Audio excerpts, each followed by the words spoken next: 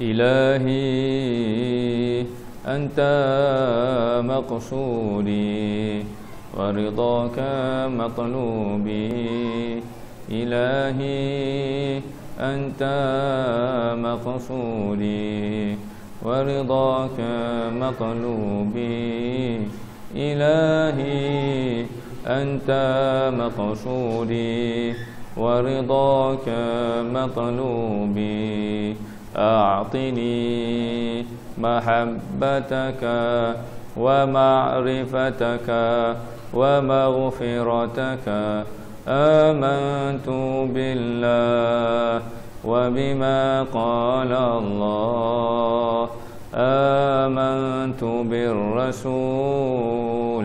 وبما قال الرسول بسر الفاتحة.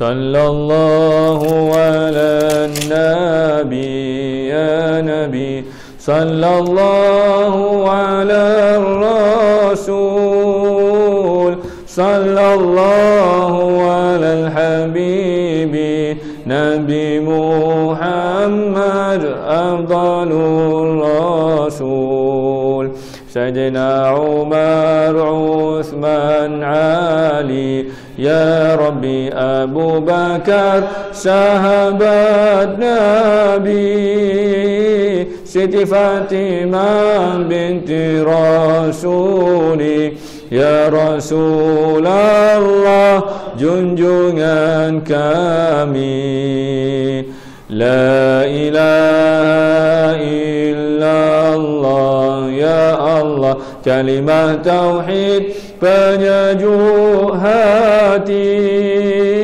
siapa benci kalimah Allah keluh lidah di waktu mati ya Rasulullah ya Habibi tunggu kami di titian meniti peganglah kami duhai Nabi agar tiada ke neraka menanti Islam, iman, tauhid, ma'rifat dan teguh syariat Nabi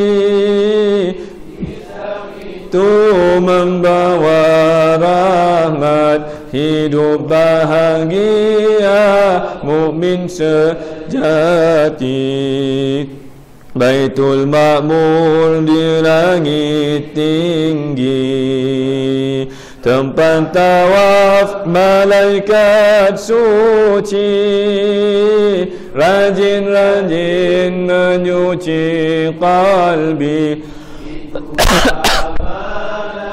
Allah cintai sallallahu ala nabi ya nabi sallallahu ala rasul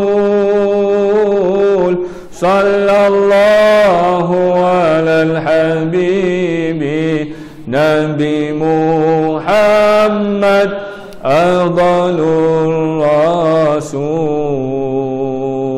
Rabbana taqabbal minna wa qabalna bisiril Fatihah.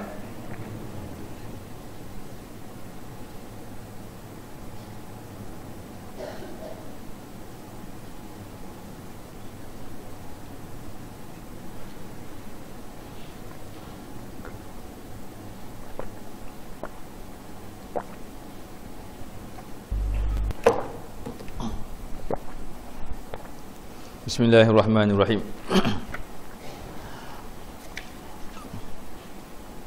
Qala al-muallif rahimahullahu taala wa nafa'ana bi ulumihi fi daraini Allahumma amin. Telah menulis Kiai Haji Zain Syukri ataupun gelaran manja yang kita panggil beliau sebagai Abah. Mudah-mudahan Allah Taala merahmati beliau, mengampuni beliau dan menerima segala pengorbanan dan pengabdian beliau kepada Allah. dan mudah-mudahan Allah Ta'ala menjadikan beliau sebagai asbab kebaikan kepada umat Nabi Muhammad sallallahu alaihi wasallam, dan mudah-mudahan kitab yang beliau tulis ini menjadi asbab kebaikan kepada kita semua, dan Allah Ta'ala mengekalkan semua ahli keluarga beliau dan yang mewarisi ilmu beliau ini dalam nurnya, dan mudah-mudahan kita termasuk di kalangan mereka itu. Allahumma amin. Pada muka surat yang ke-26, iaitu penghijab terhadap Allah. Perhatikan kata ahli hikmah, muka surat 26 ya. Ma hajabaka anillahi wujudu mawjudin ma'ahu walakin hajabaka anhu tawahhumu mawjudin ma'ah. Tiada suatu benda alam yang menghijab, mengalingi engkau terhadap Allah, tetapi yang menghijab engkau adalah persangkaanmu adanya sesuatu yang menghijab engkau. Sebab segala sesuatu selain Allah pada hakikatnya diwujudkan oleh Allah sebagai tanda Allah dan sebagai saksi Allah, bukan sebagai penghijab terhadap Allah. Faham tak faham ni? Baca lagi. Seorang ahli makrifat berkata, wahai saudara-saudaraku, adanya semua makhluk ini adalah ibarat bayangan pohon kayu di atas air. Maka ia tidak dapat menghalangi jalan kapal, yakni perahu. Maka pada hakikatnya sebenarnya tiada sesuatu benda apapun yang ada dan yang dapat mendinding Allah. Hanya engkau sendiri yang menyangka bayangan kayu itu sebagai sesuatu yang menghalang dan menghijab. Faham Maksudnya begini, kita berasa ada benda yang menghijab di antara kita dengan Allah. Maknanya benda yang kita rasa hijab tu menjadi hijab atas persangkaan kita. Bukan sebenarnya perkara itu menghijab kita. Kerana apa? Sebenarnya alam buana ini adalah kaedah untuk kita memandang Allah. Alam buana ini adalah cermin, kan kita bincang minggu lepas, cermin untuk kita memandang Allah. Okey. Jadi maknanya macam mana kita nak merasai berallah dengan memandang alam. Sebab itulah dalam Al-Quran ada yang disebut sebagai ayat-ayat kauniyah, ayat-ayat yang menceritakan tentang alam buana, tentang binatang, tumbuhan, gunung ganang, bukit bukau dan seterusnya. Kauniyah, tentang alam buana ini. Itu isyarat bahawa maknanya kita perlu untuk memandang alam, supaya alam itu adalah cermin untuk kita memandang Allah. Ibarat kita memandang pepohon daripada sebatang sungai. Ini maknanya kita pandang sungai, kita nampak bayangan pepohon tersebut. Jadi walaupun nampak bayang pepohon daripada sungai tersebut, pepohon tadi sekali-kali tidak dapat menghalangi sampan yang ingin melaluinya. Itulah ibarat alam ini. Jadi sebenarnya yang kita nak buang apa dia? Persangkaan kita saja. Pertarungan kita adalah sebenarnya pada persangkaan kita. Pertarungan kita, persangkaan kita bahawa maknanya ada perkara yang menghijab kita. Sedangkan semua perkara yang kita nampak ini adalah untuk kita memandang Allah. Sakit, bila sakit pening kepala, kita ingat siapa? Keingat apa? Sakit pening kepala, kita akan ingat Panadol. Sebelum tu ada paracetamol lah, maknanya soluble lah, Active 5 lah, apa semua, kita akan ingat Panadol. Kalau Panadol tu terus terbayang wajah Panadol itu mestilah bulat. Ada tak orang buat Panadol 4 segi? Tak ada. Okey. Kalau pening kepala makan Panadol, lepas tu bila makan Panadol tersebut lega, lepas tu kata alhamdulillah. Alhamdulillah kan? Tetapi tidak melihat sifat asy-syafi Allah pada Panadol itu, maka itu satu pendustaan. Faham Maknanya bila kita sakit, kita kena ingat sifat Allah, iaitu Allah yang maha menyembuhkan. Di mana kita nak nampak sifat syafi Allah itu? Di mana? Pada Panadol, pada ubat. Ini nur.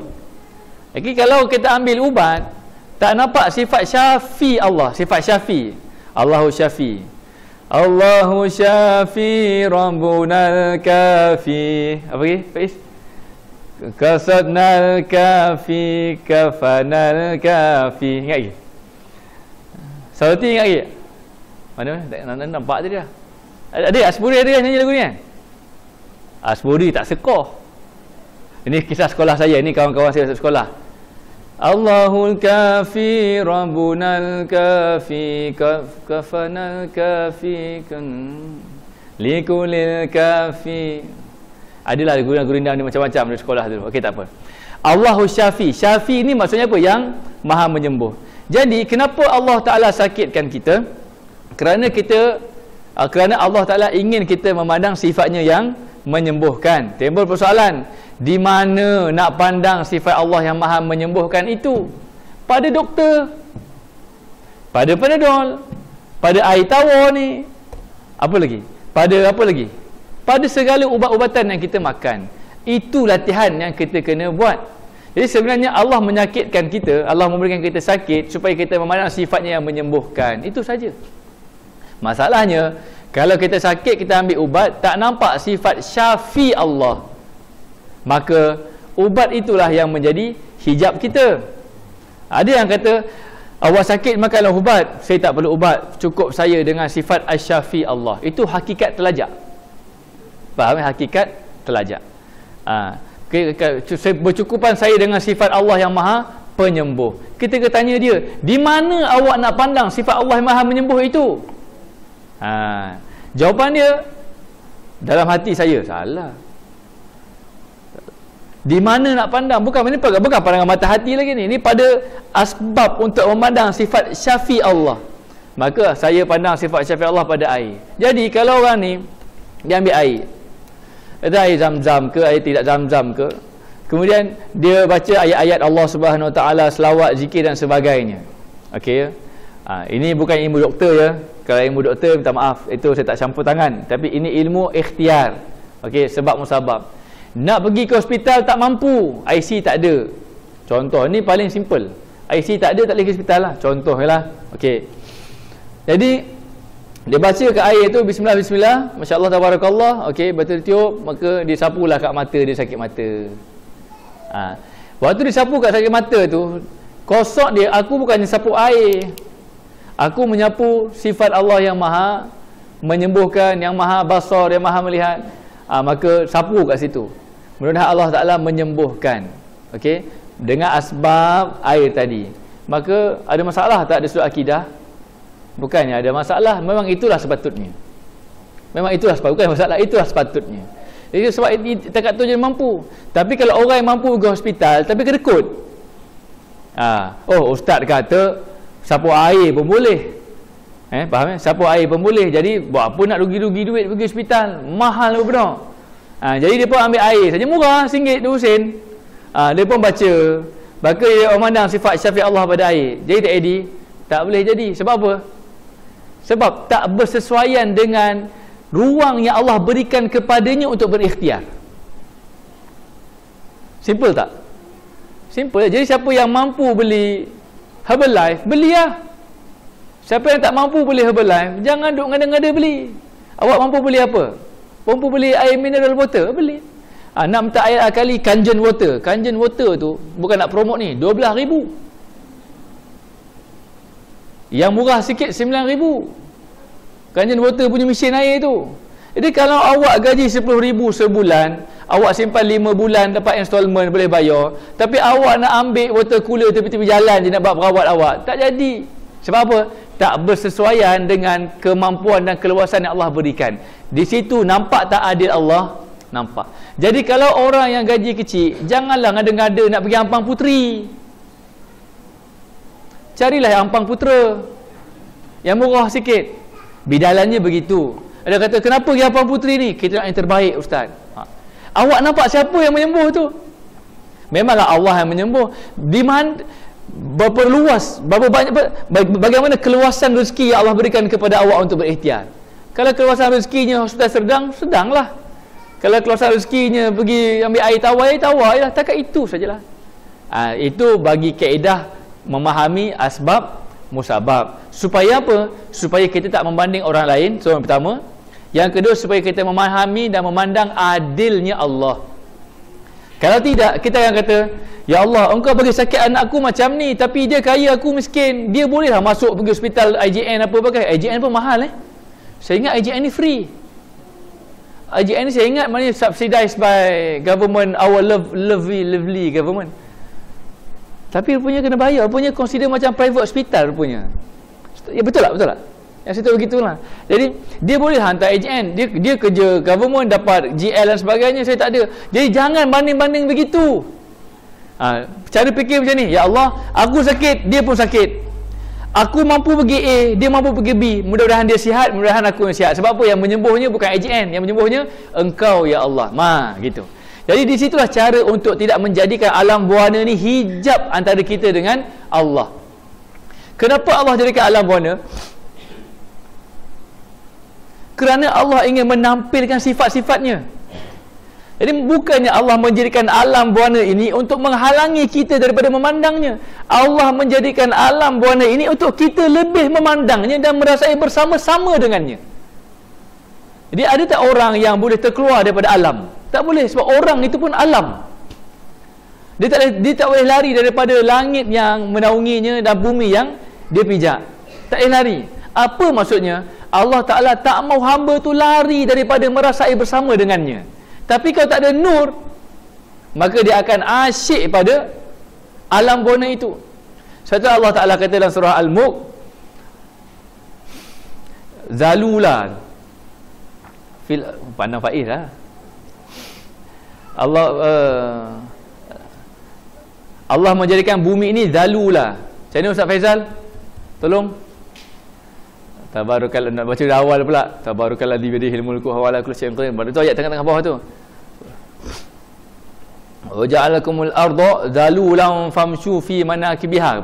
Zalulan famshu fi manakibiha wa kulu min rizqi. Maksudnya Allah Ta'ala menjadikan bumi ni zalula. Zalul maksudnya zalil. Zalul daripada perkataan zalil. Zalil daripada perkataan zallun. Zallun ni hina, benda yang rendah. Famshu fi manakibiha wa kulu min rizqi. Okey, Allah Ta'ala jadikan bumi ini hina. Bukannya hina dari sudut, maknanya hina tu maknanya banding manusia dengan bumi ini lebih hina daripada manusia. Zalula ni ada konotasi faham rendah, kehinaan yang boleh diperkotak-katikkan. Ya. Okey, kemudian Allah jadikan bumi ni rendah, maknanya kita boleh jawab, maknanya kita pijak. Bumi ni hina tak hina? Ada tak bumi yang kita junjung? Tak ada. Orang kerja kontrak je junjung. Itu pun tak junjung bumi, dia junjung tanah. Tapi bumi rata-rata memang dipijak kan.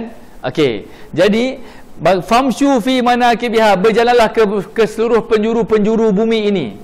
Wa kulu mir rizqih, dan makanlah daripada rezekinya. Maksudnya apa? Allah suruh kita memandang bumi ini sebagai kenyataan sifat Ar-Razzaq Allah. Jadi maksudnya bila Allah Ta'ala kata bertebaranlah kamu ke seluruh muka bumi ini dan makanlah rezekinya, pada ilmu syariat maknanya bumi ini tempat kita cari rezeki, tapi kena ikutlah prosedur dia. Jangan pula nanti datang rumah saya makan nasi saya, lepas tu saya tanya kenapa ni?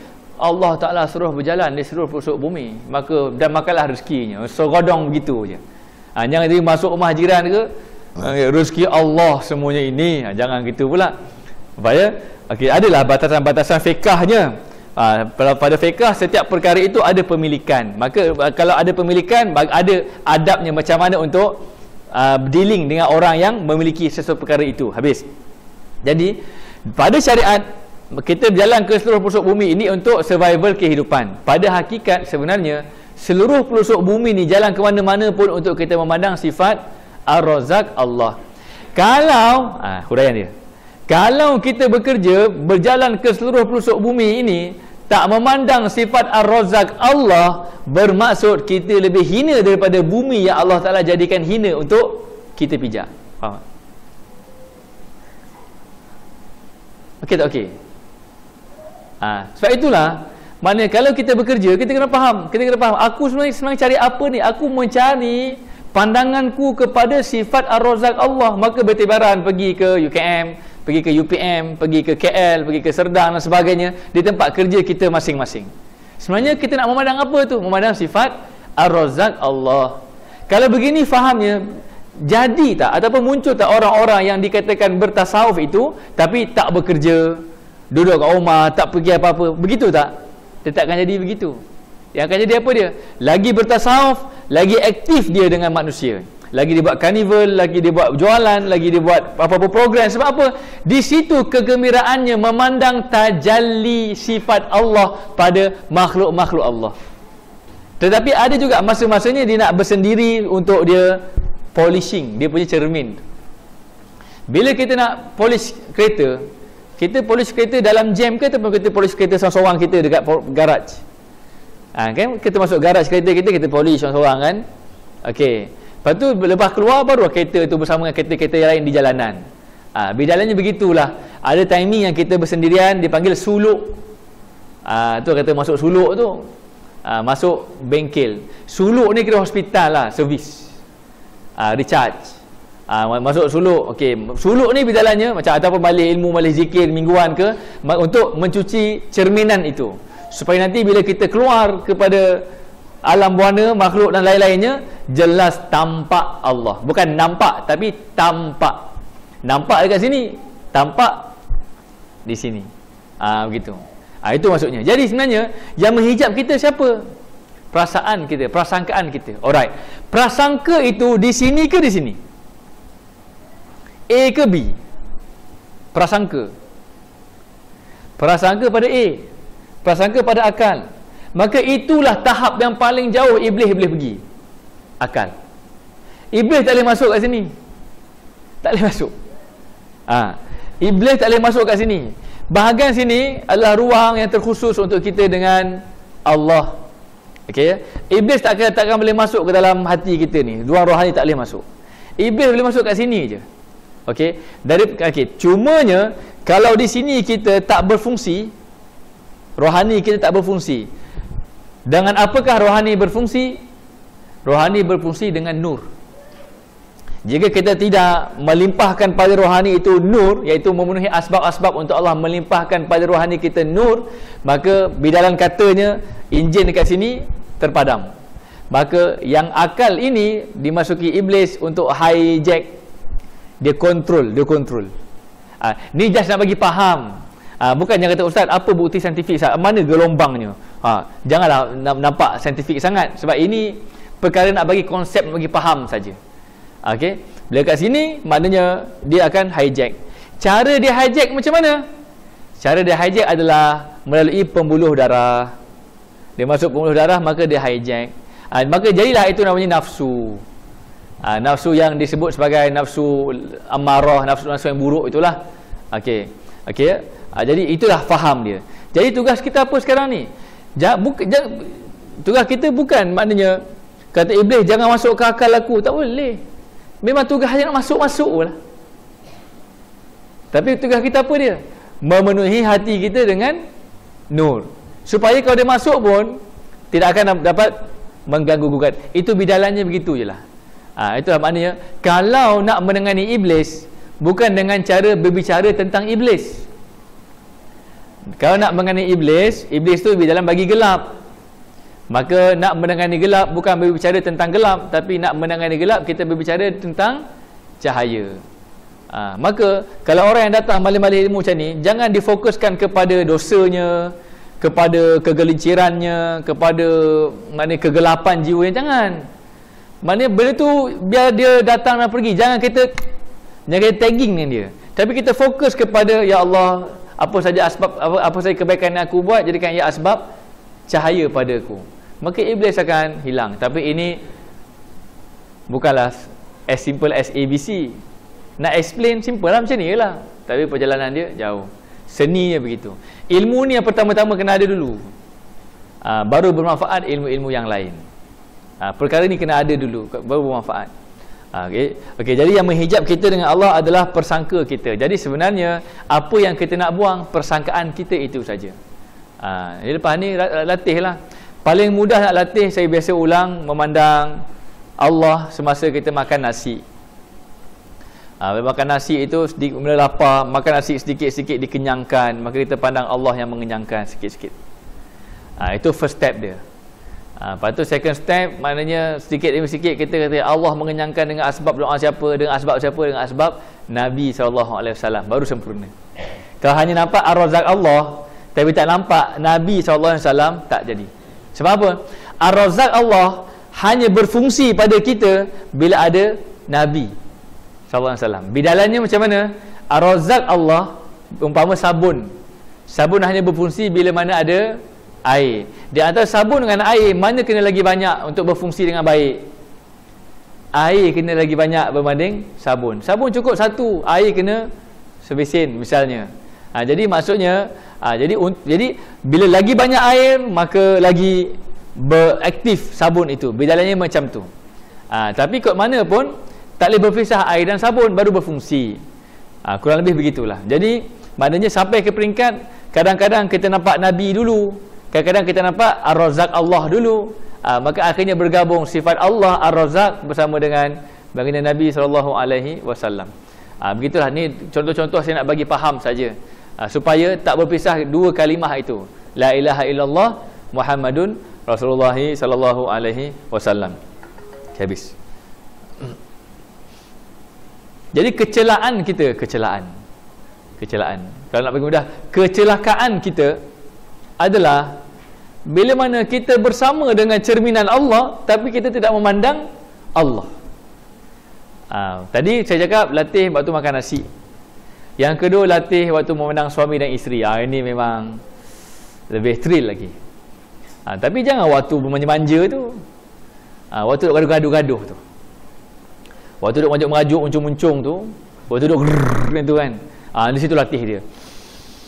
Nak pandang sifat jalal Allah pada isteriku yang sedang mengamuk. Jalal. Jadi kadang-kadang tajalinya jalal, garang. Kadang-kadang tajalinya jamal, lembut, cantik, indah. Jadi mana, sekarang tajali jamal Allah kepada isteriku. Faham? Kadang-kadang nanti bila dah jadi something happen, gunung berapi meletus, ni tajali jalal. Jadi antara jalal dengan jamal saja. Yang garang-garang tu jalal, yang manja-manja itu jamal. Dah. Jadi kalau kita kosor kat situ, insya-Allah kalau kita marah, isteri kita boleh sabar. Kalau isteri marah, kita boleh sabar. Kalau sama-sama marah, siapa yang best? Iblis bertepuk tangan. Tak apalah Allah start banyak kali gagal. Tak apalah, kita pun banyak kali gagal juga. Tapi buat je lah. Selagi mana ada nafas, itulah latihannya. Lepas tu pandang pada anak, pandang pada jiran, sikit-sikit lah. Pandang pada orang yang parking kereta, pandang pada orang yang mentadbir surau, pandang pada orang yang berniaga, yang membeli belah, yang jual restoran. So pandang begitu. Ikut ambil, masing-masing ambil latihan masing-masing. Macam untuk memandang Allah melalui makhluk-makhluknya. Begitu. Jadi kalau ada kita yang suka bela kucing, jangan bela kucing saja. Jangan bela kucing saja. Kenapa awak bela kucing ini? Ni kalau sembang tauhid lah, sembang punya tauhid. Saya membela kucing, ayam, ataupun arnab dan sebagainya. Kerana di situ saya memandang tajalli sifat-sifat Allah yang kelembutannya. Kan arnab lembut kan? Arnab lembut. Saya bela arnab seminggu mati. Lembut sangat. Lembut sangat. Lepas tu dia makan surat khabar. Makan surat khabar mati dia. Gitu tak tu taubat tak beli dah, sebab bila dia mati seminggu pula saya sedih. Tak berbala dengan kesedihan saya itu. Hadiah anak saya dapat nombor apa-apa dah dalam peksa dia. 2 ekor anak tu. Sampai sekarang saya ingat dia punya sangkai tu saya tak buang lagi. Tempat minum air dia apa semua. Jadi maknanya di situ kita latihan kita. Jadi kalau siapa yang suka gardening ke, suka basuh kereta ke apa ke, ambil kaedah dia begitu. Okey. Alright. Sikit-sikit lah. Habis. Contoh yang lain, seorang akan keluar rumah pada waktu subuh untuk solat berjemaah di masjid. Tiba-tiba pada malam itu terdengar suara harimau yang menakutkan, maka ia tidak berani keluar. Tiba-tiba pada pagi harinya tidak ada sedikit bekas-bekas harimau, tetapi yang ada suara angin yang menghembus kepada daun-daun kayu. Maka disangkanya suara itu suara harimau. Jadi jelas yang menjadi hijab adalah suatu sangkaan yang tidak ada sebenarnya. Ini lebih jelas lagi. Dia kata dah sementelah penakut. Kan kalau macam dekat apartmen tu, kalau malam-malam bila angin kuat, bunyi dia satu macam. Tak tahulah kat rumah-rumah teres dengar tak dengar. Bunyi dia macam filem Lansui ya. Bunyi betul, angin dia memang kalau malam-malam lah maknanya. Jadi kalau kita dah sementelah penakut, bunyi angin gitu je. Kalau bunyi angin dikaitkan dengan hantu. Kalau angin hantu. Kita pula ajar anak kita, jangan keluar angin banyak tu, hantu banyak, kecil-kecil. Konon-konon nak nakut-nakutkan dia. Besar-besar penakut betul. Jangan. Kita jangan. Kalau kita ajar, cicak, nanti cicak ni begini-begini, jangan. Itu tak bagus. Cara-cara orang-orang tua-tua, minta maaf. Kita nak acah-acah dia kan, bagi takut, okay, katak lah apa. Jadi maknanya nanti dia bersangka buruk dengan alam. Bila bersangka buruk dengan alam, bermaksud dia sangka buruk dengan siapa? Dengan Allah. Tak boleh tu.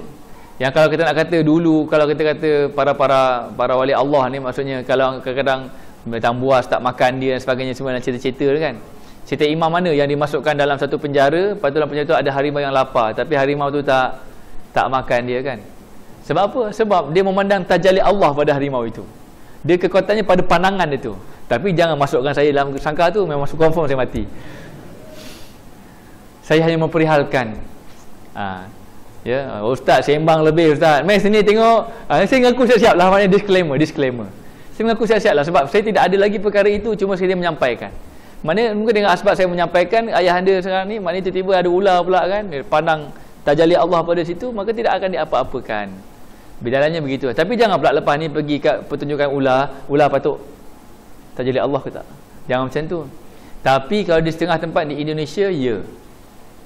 Kalau orang tu nak cakap ilmu hakikat, masyarakat kampung akan test dulu. Ambil pisau, toreh. Kalau luka, kau tak sembang. Dan di antara guru-guru kita yang kita belajar lah, saya cakap secara umum ya, memang sampai peringkat begitu. Sembang, maknanya okey, sebelum mau bicara, ayo. Tapi ini memang sampai kat situ. Jadi maknanya kat situ tauhid je lah. Tapi minta maaf, jangan suruh saya pula, confirm putus. Bukan luka, putus. Macam tu. Ya, itu keadaan. Sebab itulah karamah ini Allah berikan bukan diminta. Karamah ni Allah berikan, dia tempiasan mukjizat. Mukjizat Allah tak bagi by default. Okey, mukjizat Allah bagi by situation. Dia Nabi Musa bila dah Firaun, tukang sihir Firaun bagi tali, lepas tu jadi ular. Maka Nabi Musa minta ke Allah, nak buat macam mana ni? Allah Taala campak tongkat. Maka atas arahan itu. Bukannya Nabi Musa dah tahu tongkat itu mesti akan confirm menjadi ular, bukan. Jadi mukjizat ni Allah bagi by situation. Kalau Nabi pun, para Nabi pun Allah bagi mukjizat by situation, tiba-tiba kita claim kita ada karamah by default, mana boleh? Faham ya? Karamah ni datang bila perlu. Kenapa Allah bagi mukjizat pada para Nabi? Supaya membuktikan benarnya dakwah Nabi. Kenapa Allah bagi karamah pada para wali? Supaya membuktikan benarnya para wali. Itu Wali Songo bila masuk ke tanah Jawa dengan macam-macam ilmu yang kanan kiri depan bawah atas belakang, maka memang banyak dikalahkan dengan ilmu-ilmu hikmah dia panggil. Kalau awak begini, okey buat, menang karamah macam tu. Memang tanah Melayu ini masuknya Islam memang melalui maknanya sufi dengan karamah dan sebagainya, sebab satu ketika dahulu di tempat-tempat yang di bandar-bandar lah kita kata, dikuasai oleh perkara-perkara mistik daripada sihir-sihir Hindu dan seumpamanya itu. Ada satu penceritaan. Tetapi tidak bermakna tanah Melayu, Nusantara kita ni semua jadi Hindu, bukan. Dia di tempat-tempat yang tertentu itu saja. Saya tak setuju dengan satu pendapat yang kata dulu kita ni semua Hindu. Lepas tu datang daripada pendakwah daripada Yaman di kalangan Wali Songo dan sebagainya itu, maka mengislamkan semua. Saya tak cenderung begitu. Memang ada pengaruh Hindu tapi di bandar-bandar. Adapun Islam tetap ada yang mengamalkannya. Tapi wallahu alam apa akan hakikatnya. Kod mana pun, okey, yang menjadi hijab pada kita adalah sangkaan kita semata-mata. Itu ya. Telah berkata ahli sufi, wahai saudara-saudaraku, bahawa Allah telah menzahirkan segala sesuatu kerana ia bersifat batin. Dan Allah juga yang menghilangkan segala sesuatu kerana Allah bersifat zahir. Ainnya, yakni kenyataannya pada tiap-tiap sesuatu. Yang ni macam matan hikam. Bagaimanakah mungkin dapat dibayangkan engkau terhijab dengan Allah, sedangkan Allah Ta'ala itulah yang menzahirkan segala sesuatu? Bagaimana dapat dibayangkan bahawa engkau terhijab dengan Allah, sedangkan Allah Ta'ala yang zahir padanya, zahir dia pada segala sesuatu? Bagaimana dapat dibayangkan terhijab engkau dengan Allah, sedangkan Allah Ta'ala itu yang paling zahir daripada segala sesuatu. Itu ada beberapa peringkat-peringkat dalam matan hikam.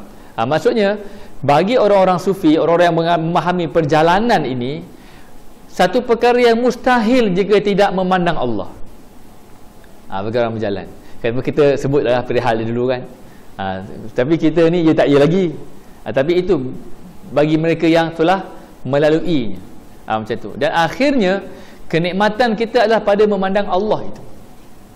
Hidup kita tidak ada apa-apa makna melainkan memandang Allah. Jadi saya ulang balik, kalau Allah nak bagi kita pandang dia dalam keadaan kita sakit, sakitlah. Kadang kita gembira, gembiralah. Sedih, sedihlah. Yang penting, ya Allah, aku dalam keadaan begini sekarang ini. Adakah aku ini memandangmu? Kalau inilah cara engkau ingin mengizinkan aku memandangmu, maka beginilah. Kadang-kadang pada anak kita, pada keluarga kita, pada rumah tangga dan seterusnya. Macam tu. Jadi jangan target hidup kita nak senang. Dalam ilmu tauhid, target kita hidup untuk memandang Allah. Lepas tu timbul satu persoalan yang lain. Takkan dapat kita memandang Allah melainkan kita sudah ada cermin dan cahayanya, yang setelah kita bincangkan panjang lebar dalam minggu yang lalu, bahawa nur menghilangkan syirik kan. Kita dah bincang minggu lepas, panjang kita bincang, habis. Selanjutnya berkata ulama sufi, abaha laka an tanzura ma fil mukawwanat wa ma adina laka an taqifa ma adawatil mukawwanat qul unzuru madza fis samawati fataha laka babal afhami wa lam yaqul unzuru samawati li alla yadulluka ala wujudil ajram. Wahai saudara-saudaraku, Allah menyuruh dan mengizinkan engkau melihat akan alam sekitarmu, tetapi Allah tidak menyuruh engkau melihat akan benda-benda alamnya, seperti firman Allah dalam Al-Quran yang terjemahannya kulin zuru madza fis samawat. Okey, katakanlah dan perhatikanlah apa yang ada di langit. Allah membukakan bagimu jalan untuk memahami hakikat langit, yakni Allah menampilkan kekayaannya. Maka ketika itu langit dipertalikan kepada nama Allah yang Maha Kaya, yakni Ghaniyun. Maksudnya begini, Allah Ta'ala tak suruh kita melihat langit. Allah Ta'ala tak kata unzuru samawat. Allah Ta'ala tak kata kulin zuru samawat, maka engkau lihatlah langit. Bukan. Allah Ta'ala kata kulin zuru madza fis samawat. Engkau lihatlah apa yang ada pada langit. Jadi orang sains, dia tengok langit, oh ada bintang. Lepas tu jadi ilmu astronomi. Lepas tu orang apa lagi? Orang kaji cuaca, dia tengok langit, oh maknanya kaedah-kaedah awan, maka dia tahu bila nak hujan dan sebagainya. Apa lagi orang mana? Orang apa lagi yang tengok langit? Orang yang kerja taufan, orang kata apa, storm hunter. Storm hunter tengok langit, oh dia tahu. Dia tahu bahawa nanti ada taufan dekat sekian-sekian tempat. Okey. Oh apa, orang seni tengok langit, oh cantik, buat pemandangan. Tengok waktu kita kerja satu dulu, buat lukisan, mesti ada langit kan, bukit situ, lepas tu ada pantai sikit, lepas tu pokok kelapa, lepas tu cacalah bukit tu ada matahari mengintai, matahari besar benar, terbakar habis bukit tu kan. Matahari tu waktu ada tang sikit, ada dia punya garis-garis tu, lepas tu mesti ada apa dia, bulat-bulat tu apa dia, langit. Celah-celah langit tu tak nampak ada burung-burung tu, tak ingat ke? Macam gelak dia macam macam sama kita bang. Lepas tu kadang-kadang buat laut, kadang-kadang buat sawah padi kan. Lepas tu pokok kelapa mesti ada punya. Pokok kelapa mesti pokok kelapa. Okey. Jadi mana langit tu diberikan banyak bidalan seninya, mana penuh dengan kecantikan dan keunikan. Itu orang-orang yang pelbagai. Orang tauhid ataupun orang sufi, orang tasawuf, dia memandang langit, dia tengok dia sebalik tu lagi. Rupa-rupanya oh ada Allah yang mentadbir.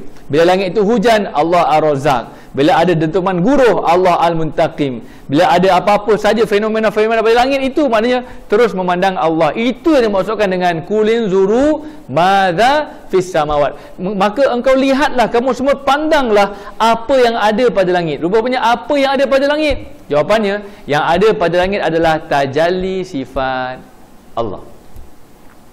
Jadi kalau kat langit tajalli sifat Allah, kat bumi tajalli sifat Allah juga. Selesai. Jadi kalau dah sembang langit bumi ni, okey, dah bila sembang langit bumi ni, maka di sanalah timbul ada dua kitab untuk menjadi hidayah kepada manusia. Satu kitab namanya kitab Al-Quran, satu lagi kitab namanya kitab Alam Buana. Alam bawah ni juga adalah kitab. Sebab apa? Al-Quran adalah sifat kalam Allah, alam bawah ni adalah sifat Allah yang lain. Jadi ada orang jalan hidayahnya bermula dengan Al-Quran, disempurnakan dengan alam buana. Ada orang yang jalan hidayahnya bermula dengan alam buana dan disempurnakan dengan Al-Quran. Maka masing-masing ambil jalan masing-masing. Itulah. Jadi kalau orang sains, dia mula dengan alam buana dulu, lepas tu dia rujuk Quran. Orang pengajian Islam, dia tengok Quran dulu, lepas tu dia endorse pada alam buana. Jadi kedua-duanya mulia. Kedua-duanya mulia. Kalau faham konsep dua kitab ini, maka tak jadi dualisme, tidak jadi pemisahan di antara dunia dan akhirat. Takkan jadi pemisahan. Saya ni orang akhirat, maka saya bukan orang dunia, maka saya tak perlu kerja sampai kaya-kaya, cukuplah saya jalan kaki, tolong 4 kerat. Sebab apa saya nak tumpu pada akhirat? Betul tak betul? Salah. Sebab apa? Dunia juga tajalli Allah, akhirat juga tajalli Allah. Kalau awak nak siapa? Awak nak dunia ke awak nak akhirat? Tak. Bukan soal nak dunia atau akhirat, soalnya kita nak apa? Kita nak tajalli Allah. Jadi sementara awak tak ke akhirat, awak ambillah Allah di dunia. Siapa yang berjaya mengambil Allah di dunia, maka berjayalah dia mengambil Allah di akhirat. Maka jadi tak orang kalau nak ke Allah ni buang TV, tak apa, TV tak pernah nak buang pun, buang serba-serbi lah, duduk dalam pondok aja semua. Sebab apa? Aku nak ambil jalan akhirat. Begitu ke? Bukan begitu. Zuhud bukan bermaksud membuang harta benda yang Allah Ta'ala permudahkan baginya. Zuhud adalah memandang Allah pada segala yang Allah beri, sama ada banyak atau sikit. Itu zuhud. Jadi bila dia memandang Allah, dia akan pandang hak manusia yang lain. Maknanya zuhud pada hartanya, maknanya zuhud pada harta bukannya dengan membuang harta, berhenti kerja semua, lepas tu pakai baju lekeh-lekeh, bukan. Zuhud adalah memandang Allah pada apa yang Allah Ta'ala permudahkan baginya. Tapi kalau betul-betul dia susah, tak apalah, takat tu lah. Kalau dia senang, awak ni kaya tapi makan, tapi pakaian, zuhud. Bukan. Faham ya? Dan pada zuhud itu berpadu qanaah. Jadi kalau macam pakai, maknanya kereta apa-apa jenis pun, maknanya kita mampu pakai Porsche, tapi zuhud pakai Audi saja. Yalah, Audi dengan Porsche 2 kali ganda ke 3 kali ganda? Bukan. Jadi jangan pandang, sebab apa jadi macam tu? Sebab sekarang, orang sekarang ni dah sepi dengan pandangan rohani. Maka dia pandang zuhud itu pada kereta yang buruk, baju yang koyak, slipper yang terbalik. Ini contoh-contoh bagi faham sajalah. Contoh saya agak bombastik bagi nak faham saja. Okey. Sedangkan zuhud itu adalah perihal dalaman hati kita dengan Allah Subhanahu wa Ta'ala. Habis. Okey ya. Jadi dalam ayat Quran, Allah Ta'ala suruh memandang apa yang ada di langit dan apa yang ada di bumi. Jadi kalau kita benar-benar nak Allah, sekarang ni kita alam akhirat ke alam dunia sekarang ni? Sekarang ni kita di alam dunia, maka pandanglah Allah semasa di alam dunia. Jangan kata-kata maknanya dunia saya tak nak ambil, sebab apa? Saya nak akhirat saja. Tak boleh. Sebab kita tak sampai ke akhirat lagi.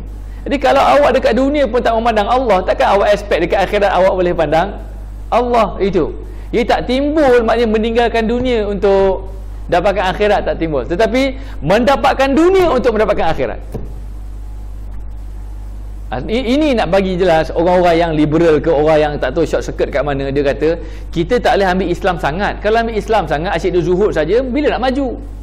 Asyik duduk qanaah saja, asyik duduk bercukupan saja, cukup je, bila lagi nak maju? Salah. Sebab kita baca tadi kan, innallaha yuhibbu amalan, innallaha yuhibbu idza amila amalan an yutqinahu. Allah Ta'ala mencintai kalau seseorang itu membuat apa-apa pekerjaan yang dia tekun. Maksudnya kalau kerja dia tekun, maksudnya begitu. Jadi tak jadi, maknanya kalau kita ambil Islam ni sederhana-sederhana saja, so-so saja, tak jadi. Ini respon daripada kefahaman itu yang saya jelaskan macam ni. Jadi maksudnya, lagi kita hadiri majlis zikir, lagi kita kembang perniagaan kita, lagi kita mempelajari tasawuf, lagi kita apa dia? Maknanya pulun lah. Sebab itulah, maknanya kalau dalam sejarah-sejarah yang diceritakan, Orang-orang sufi semuanya kaya. Mana datang pula kalau nak jadi sufi kena miskin? Abang Syam kalau betul-betul nak belajar tasawuf tauhid, abang kena jual semua rumah, kereta semua jual, abang kena duduk dalam pondok sikit. Macam tu. Tak ada jadi begitu, tak timbul soal itu. Maknanya dia ni kata sufi tapi naik Porsche, tak zuhud sungguh. Nampak tak? Kenapa timbul pandangan-pandangan buruk sangka macam ni? Sebab ilmu ni dah tak menjadi dominan dalam masyarakat kita. Jadi jangan layan lah pandangan begitu. Soal zuhud tak timbul dengan soal kereta tak kereta. Ustaz pakai macam ni, ustaz biasanya pakai kapcai je. Bila macam tu. Lepas tu bila ustaz dah pakai kereta Estima lah, pakai kereta Velfire lah, apa semua, ustaz cemakan. Nampak tak? Ustaz cemakan ada, maknanya kita susah-susah struggle, maknanya ustaz ni ustaz cemakan ni, maknanya betul, memang ada banyak ustaz yang cemakan. Minta maaf lah, saya cakap lah, memang ada pun. Maknanya entah tak payah ambil setiap malam kuliah, letih entah ambil tempat yang uncang besar je. Kalau setiap malam letih kita, ini biasa ni ustaz-ustaz yang sembang ni. Sungguh. Nak setiap malam, kamu kampung tu ala ciput, kau suruh orang tak ada Jumaat, tak payahlah, tak ada duit ni lima. Ni surau besar, masjid besar. Pergi masjid besar ni, okey. Alah, masjid besar, jemaah ramai, kutipan Jumaat ribu raban, tapi bagi ciputnya kedekut je masjid. Itu memang ada dialog yang pecisan begitu, tapi kita kena sangka baik. Nak katanya, yang saya nak cakapnya bukan pasal ustaz tadi. Saya nak katanya perihalan sangka baik umat Islam secara umum sudah hancur. Bila ustaz ni miskin, dia kata begini. Kalau ustaz ni kaya, kata begini. Sebab apa? Masing-masing tidak menyibukkan diri untuk memandang Allah pada alam buana di sekitarnya. Itu punca dia. Kalau masing-masing sibuk memandang Allah, mana ustaz pakai kereta apa ke, orang ni pakai macam mana ke, tak ada hal. Sebab apa? Semua tenggelam pada memandang Allah. Di situ penyatuannya. Kalau kita duduk sibuk, maknanya perpaduan lah, penyatuan lah, keamanan lah, apa semua. Jawapan dia, selagi tidak dipupuk kita ini memandang Allah, tidak akan ada yang namanya bersatu. Gitulah. Ini pendekatan yang kita fahamilah, yang kita kongsikan. Habis. Dalam kitab Lataiful Iman, alam benda ini tidak dijadikan untuk kosong daripada hakikatnya, tetapi wajib engkau perhatikan memandang alam itu sebagai saksi atas wujud Allah dan sifatnya. Ini poin dia sampai dah. Garis kat situ. Daripada tetapi tu. Tetapi wajib engkau perhatikan, memandang alam itu sebagai saksi atas wujud Allah dan sifatnya. Nampak ya? Muka surat 28. Itu yang saya duk sembang tu, inilah dia punya konklusi dia. Tegasnya, alam ini jadi ada bila ditetapkan Allah adanya, dan alam jadi musnah, lenyap dengan menunjukkan keesaan Allah. Bahawa keesaan Allah yang tidak bersekutu dan tidak berbanding itu, maka diperintahkan kepada kamu untuk menfanakannya supaya nyata akan azamah ataupun azamah Allah. Jadi akhirnya semua kita memandang Allah pada alam buana ini. Maka akhirnya semua kita memahami bahawa yang wujud itu siapa? Yang wujud itu Allah. Lepas tu pokok tak Allah. Kereta Allah. Maknanya gunung ganang tak Allah. Maka timbullah kesatuan dalam memandang yang wujud itulah Allah pada pandangan kita kepada alam buana yang banyak. Itu dipanggil syuhudul wahdah fil kathrah. Tersyuhud kita akan keesaan Allah yang esa itu pada alam buana yang banyak ini. Atau syuhudul wahdah fil kathrah. Kadang-kadang terbalik ikut, syuhudul kathrah fil wahdah. Mereka ada orang yang dipandang Allah esa, Allah esa, Allah esa, Allah esa, Allah esa, Allah esa, Allah esa. Betul. Bagaimana nak menikmati esanya Allah? Maka Allah tajallikan sifat-sifatnya itu kepada semua alam buana. Jadi kadang-kadang pandang esa Allah dulu, kemudian pandang alam buana. Kadang-kadang pandang alam buana dulu, pergi ke esa Allah. Jadi dia bersifat naik turun, turun naik, naik, naik. Itulah. Itu je. Jadi kadang-kadang orang yang berada dalam dimensi memandang Allah yang esa dulu, frekuensi dia lain. Orang yang berada dalam keadaan memandang kepelbagaian makhluk dulu, frekuensi dia lain. Jadi guru yang ada pengalaman dibimbing, Okay, dan dilatih pula untuk membimbing. Dia tahu orang ni duk sonok ke sini, orang ni duk sonok ke sini. Jadi diproses lah macam mana. Gitulah, itu proses bimbingan. Okay. Jadi kenapa kita dedahkan? Supaya kita mudah bersangka baik. Kadang-kadang orang pandang Allah, Allah, Allah, Allah, Allah, Allah, Allah, Allah. Dia ni duk tenggelam ke situ. Doakan kebaikan untuk dia. Jadi kesempurnaan itu timbul apabila tahu membezakan di mana kena bicara alik situ dan di mana kita kena bicara alik sini, dan di mana kita dengan hubungan sesama manusia. Bila dah gabung semua tu, barulah disebut sebagai dalam istilah perbahasannya insan kamil, iaitu tahu dimensi hakikat bagaimana, dimensi syariat bagaimana.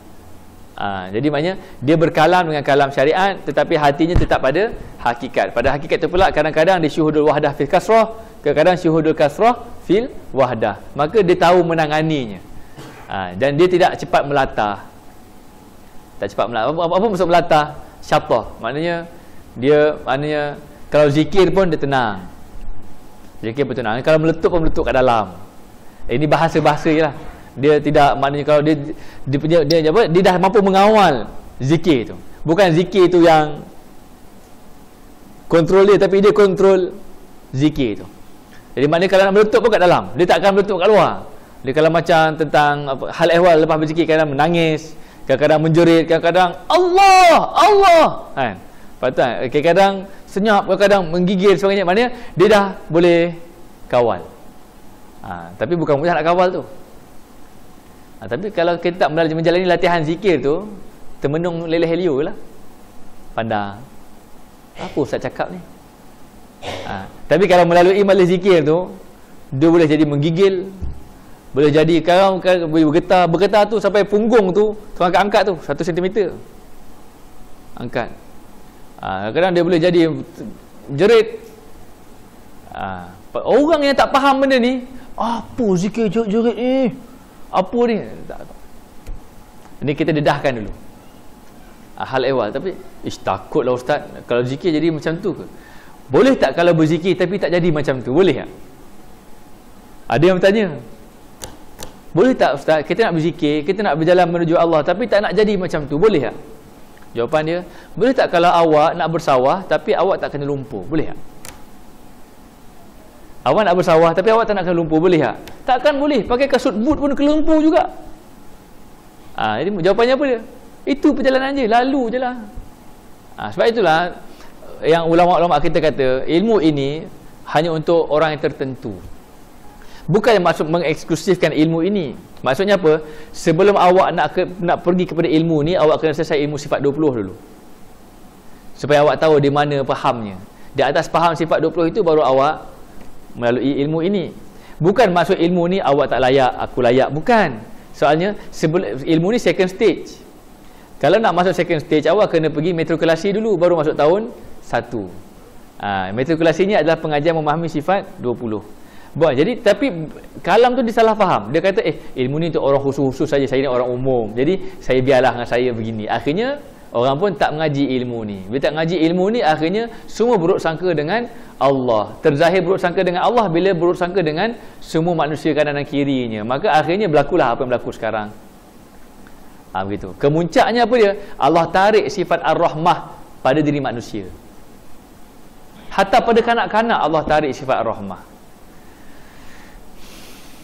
Semalam saya waktu kuliah dekat DBP tu, maknanya memang tak tenang hati. Sebab apa? Kes budak potong lidah tu kan. Tahu dah kan?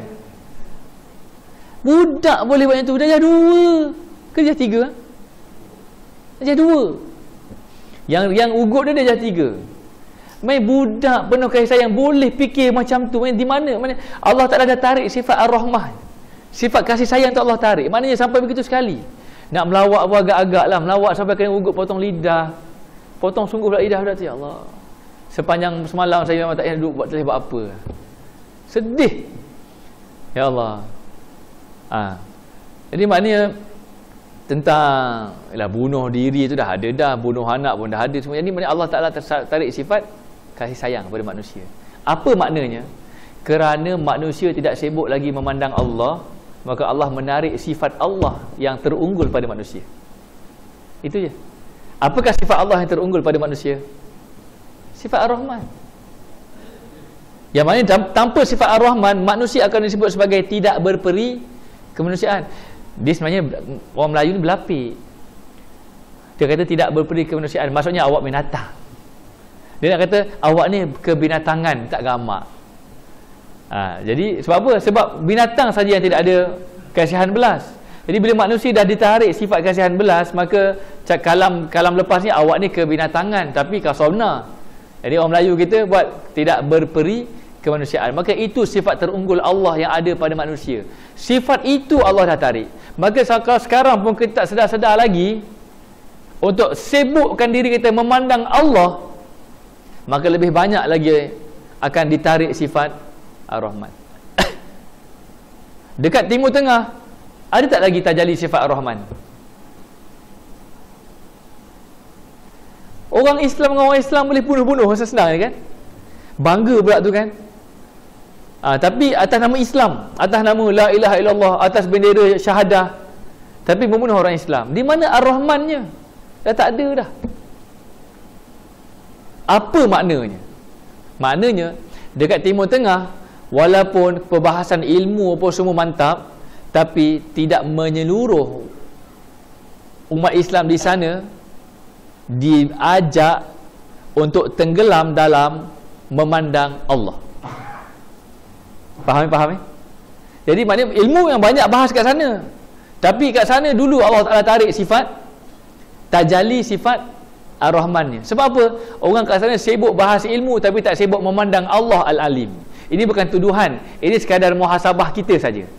Kita bukannya nak betul-betul menghakimi, tidak. Ini kita ambil apa hikmahnya supaya untuk kita berhati-hati di tempat kita Nusantara ni. Dan memang Islam berkembang dekat Nusantara ni melalui Sufi. Sufi ni memang sibuk nak pandang Allah je.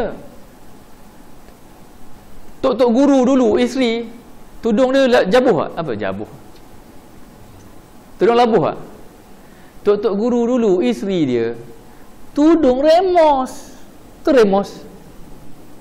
Jambul. Isteri tok guru. Tapi dia tok guru. Alah, kalau Islam kita pun gambar tahun 70-an.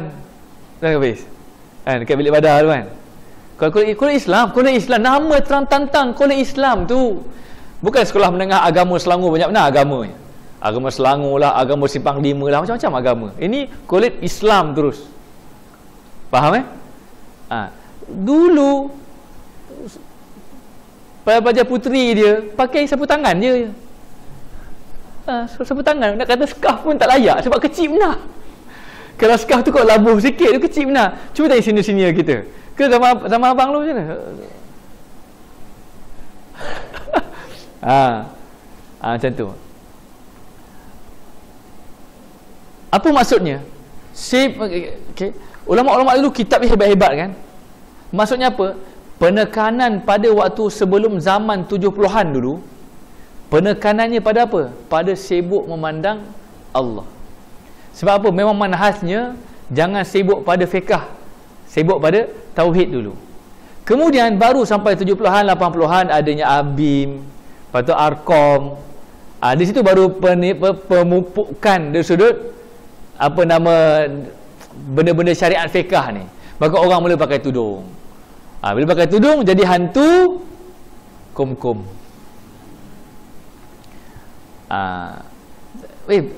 Betul tak ni? Ini kitanya sejarah lah. Lepas tu Arkam ada asbab kebaikan untuk umat sehingga ramai-ramai orang pakai tudung. Lepas tu ABIM, Islamisasi, maknanya jemaah semua. Itu ada semua, ada kebaikan semua tu. Okey, sampai sekarang eventually bila masuknya pengaruh-pengaruh kaum muda, saya minta maaf saya kena sebut, maka kaum muda ni apanya? Sibuk dengan perkara-perkara fizikal yang terzahir, tapi tidak sibuk memandang perkara-perkara spiritual yang tersembunyi tadi tu. Maka sampailah ke zaman kita sekarang, kita sibuk dengan fiqh. Kuliah-kuliah kat Masjid Surau pun semua hafal fiqh. Kalau tidak fiqh pun mau'izah hasanah, nasihat-nasihat yang baik, tapi tidak ada yang betul-betul menjurus kepada untuk tenggelam dalam memandang Allah. Maka jadilah satu masyarakat yang suka menghukum, Dan dia menghukum itu pula bukan dengan memandang sifat ar-Rahman Allah, maka dia keras dalam hukuman. Kemuncaknya terus halal darah tu yang berlaku. Ini ringkasnya begitu. Dekat tanah Arab ada golongan sufi, ada, tapi tidak menyeluruh. Begitu. Jadi itulah dekat tanah Melayu ni kita kena kembali balik keistimewaan kita yang tidak ada pada tempat-tempat yang lain. Ini kajian Sidi Rahimuddin, kajian Dr. Diauddin, pakar sejarah Nusantara dan pakar pekaji Wali Songo.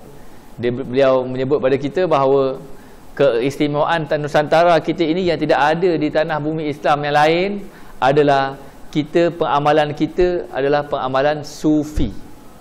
Zikir kita zikir yang jama'i. Dan kita sebenarnya adalah bangsa yang memang tenggelam dalam kelemah lembutan dengan budi pekerti, dengan hemah yang tinggi. Sebab apa? Sebab memang kita dilatih dari awal lagi untuk tenggelam dalam memandang sifat Ar-Rahman Allah, sehingga mempengaruhi segala gerak dan tidak tanduk. Tidak ada budaya dalam mana-mana masyarakat yang jalan depan orang tua tunduk, tak ada. Melayu tidak ada budaya dalam masyarakat yang salam cium, tak ada. Cium tangan, tak ada. Dalam keluarganya semua tak ada. Tidak ada budaya dalam masyarakat yang panggil mak, abang cik, abang cak, lepas tu abang long, abang teh, dengan panggil keluarga, tak ada. Yang lain nama je. Orang putih lagi kasar, UI saja. Jemaah Melayu kau aku je. Bidalannya macam tu. Jadi apa yang saya nak sebutkan? Yang saya sebutkan adalah sekarang adalah masa untuk kita kembalikan kembali umat kita ini kepada tunjang kekuatan kita. Yang dengan asas inilah kita menjadi begitu gemilang dalam peta dunia, sehingga orang-orang barat semua nak datang ke kita. Kan?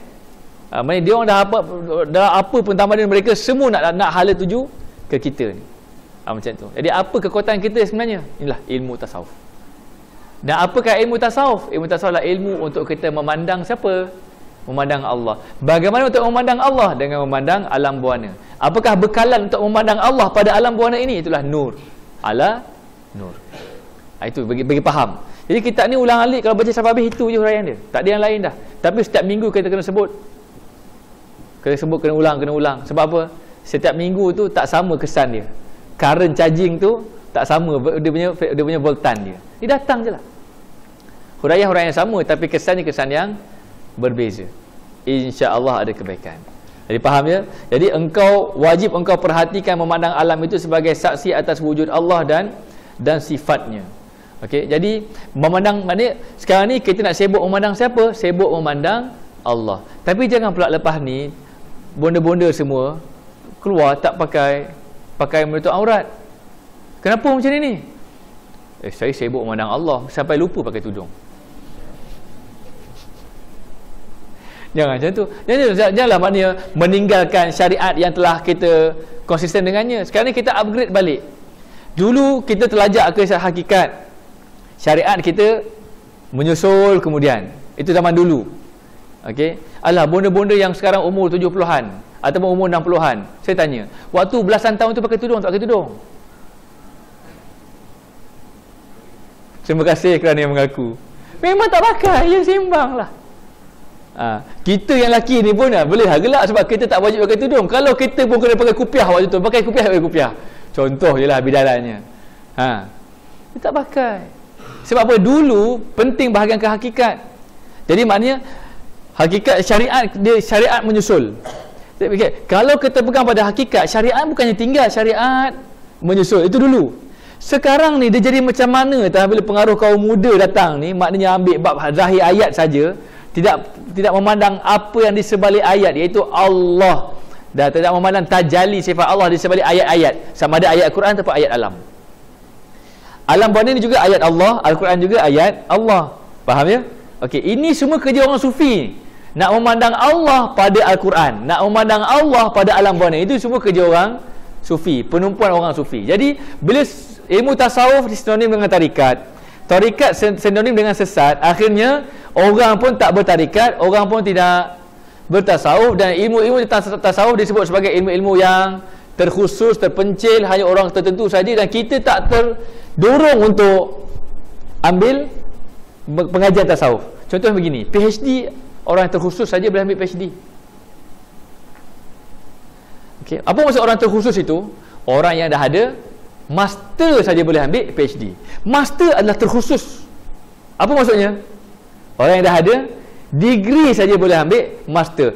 Degree itu juga terkhusus, bukan semua orang boleh masuk ambil degree. Sarjana muda. Sebab apa? Dia terkhusus bagi mereka yang dapat SPM. Okey, semua tu terkhusus kan? Tapi apa tindakan kita? Adakah kita okeylah, universiti ni untuk orang yang khusus sahaja, jadi aku cukup atas kat ni? Begitu ke? Tak. Tindakan kita apa dia? Macam mana nak masuk universiti? SPM kena straight A. Tunggang tonggik study kat Kisas dulu, sebab dah masuk universiti punya pasal. Lepas tu dah dapat masuk universiti first degree. Tak cukup dapat 1 degree, ambil second degree pula. Lepas tu ambil master pula. Lepas tu ambil PhD pula. Maksudnya apa? Sikap kita nak upgrading. Tapi bila ilmu tasawuf ilmu yang terkhusus. Dia tak fikir pula, oh, nak ambil tasawuf ni kena selesai ilmu fardu ain akidah. Dia tak fikir begitu. Dia terus, oh, terkhusus. Ya, adil tak kita dengan diri sendiri? Tak adil kan? Tapi kalau kita, anak-anak kita, awak kena belajar sampai PhD, abah sediakan duit awak sampai PhD. Ya, PhD ni terkhusus saya. Tak apa, awak akan layak ambil PhD kalau awak ada master. Master pun terkhusus saya. Tak apa, awak akan layak ambil master kalau awak ada first degree. Pun terkhusus saya. Tak apa, awak ada SPM. Sekarang ni awak mana? Awak UPSR. Jadi daripada UPSR tu dah kena struggle untuk dapat kesinambungan dia sekolah yang baik. Ulul albab lah, integrasi gombak lah, lepas tu apa-apa macam-macam.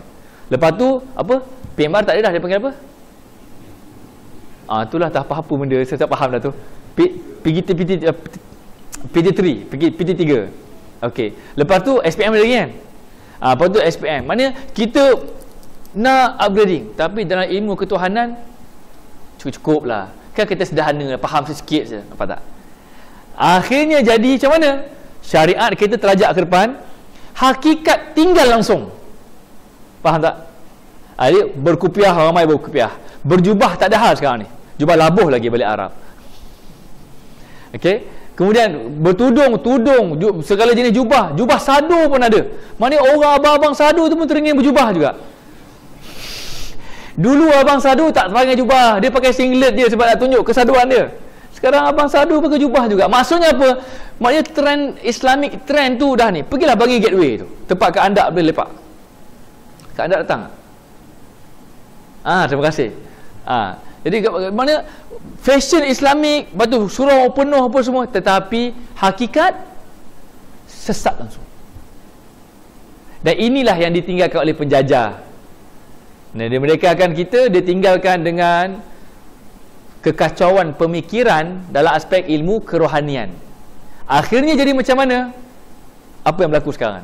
Kalau saya nak detail lagi apa yang saya dapat dalam kelas yang World Islamic View tu, World View of Islam tu, yang digagaskan oleh Profesor Nakib Al-Atas tu, kalau saya kongsikan semuanya, memang kita rasa macam sistem pendidikan kita ni dah macam tu lah. No word to explain lah, speechless lah. Jadi timbul persoalan, nak mula di mana? Maka saya mencadangkan jawapan, mula pada elemen nur. Bagaimana? Zikir je. Maka kalau tanya, okey ustaz, lepas tu nak buat apa ustaz? Mali zikir. Seminggu sekali wajib. Kalau tidak, makan sehari 5 kali.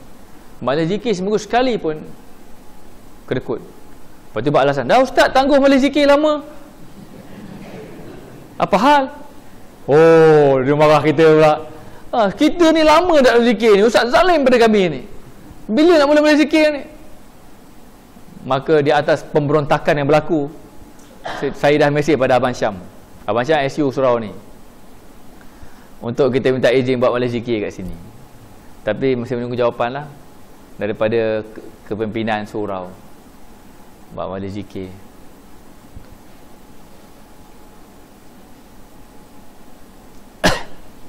Kalau buat mula zikir je, orang tanya, Ini kumpulan apa? Ini bawa ajaran apa? Ajaran apa? Kefahaman apa bawa ni? Allah. Yang tanya tu pun bukan belajar mana pun. Concern ke situ pula. Dia jadi macam merbah. Sebab nak sangka, bila jadi maknanya siapa yang bersetuju bahawa nak bersangka baik untuk umat zaman sekarang ni amat susah, betul Bukannya kata orang sangka baik kita nak sangka baik kat orang pun susah dah. Buktinya apa? Anak kita boleh balik sekolah sendiri. Seksyen 7 dekat tu je tu. Berambil berantok. Tu bang. Zaman kita kalau pedek macam ni bang, jalan kaki bang kan. Sebab apa? Nanti orang ni kita pun susah kan? Maksudnya begitu. Kenapa jadi macam ni? Sebab Allah, saya ulang balik, Allah dah tarik sifat Ar-Rahmannya pada manusia. Kenapa begitu? Manusia dah tak sibuk lagi untuk mengintai-ngintai dalam memandang apa dia? Sifat Ar-Rahman Allah, maka Allah tarik. Maka jadi itu nak buat macam mana? Kitalah golongan yang sedikit yang kekal untuk mengintai-ngintai. Ni bidayan ya, untuk memandang sifat Ar-Rahman Allah. Buatlah dalam dimensi masing-masing. Sekarang kita tak rasa lagi. Nanti dah tua-tua, nanti anak campak rumah orang tua pun tahu.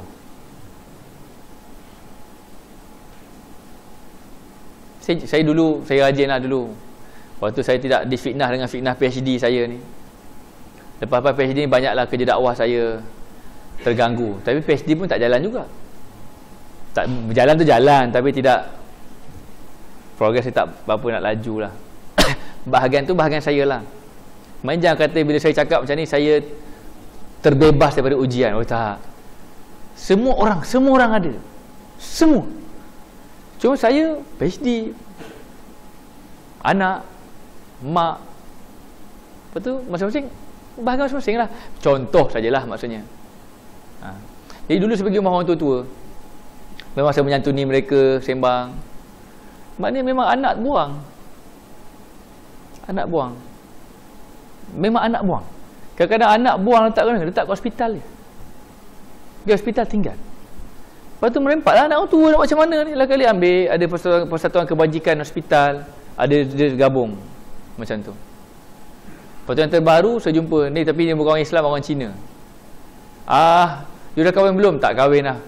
Tak payah kahwin lah. You tak mau anak ke? Tak payah anak. Nanti orang tua juga hantar. Sekarang I sudah register nama I kat rumah orang tua. Bila itu nanti dah terus siap. Tak payah kacau. Kalau ada anak, dia hantar ke rumah orang tua, sedih. Biar kita sendiri hantar orang tua. Tak ada anak, tak apa.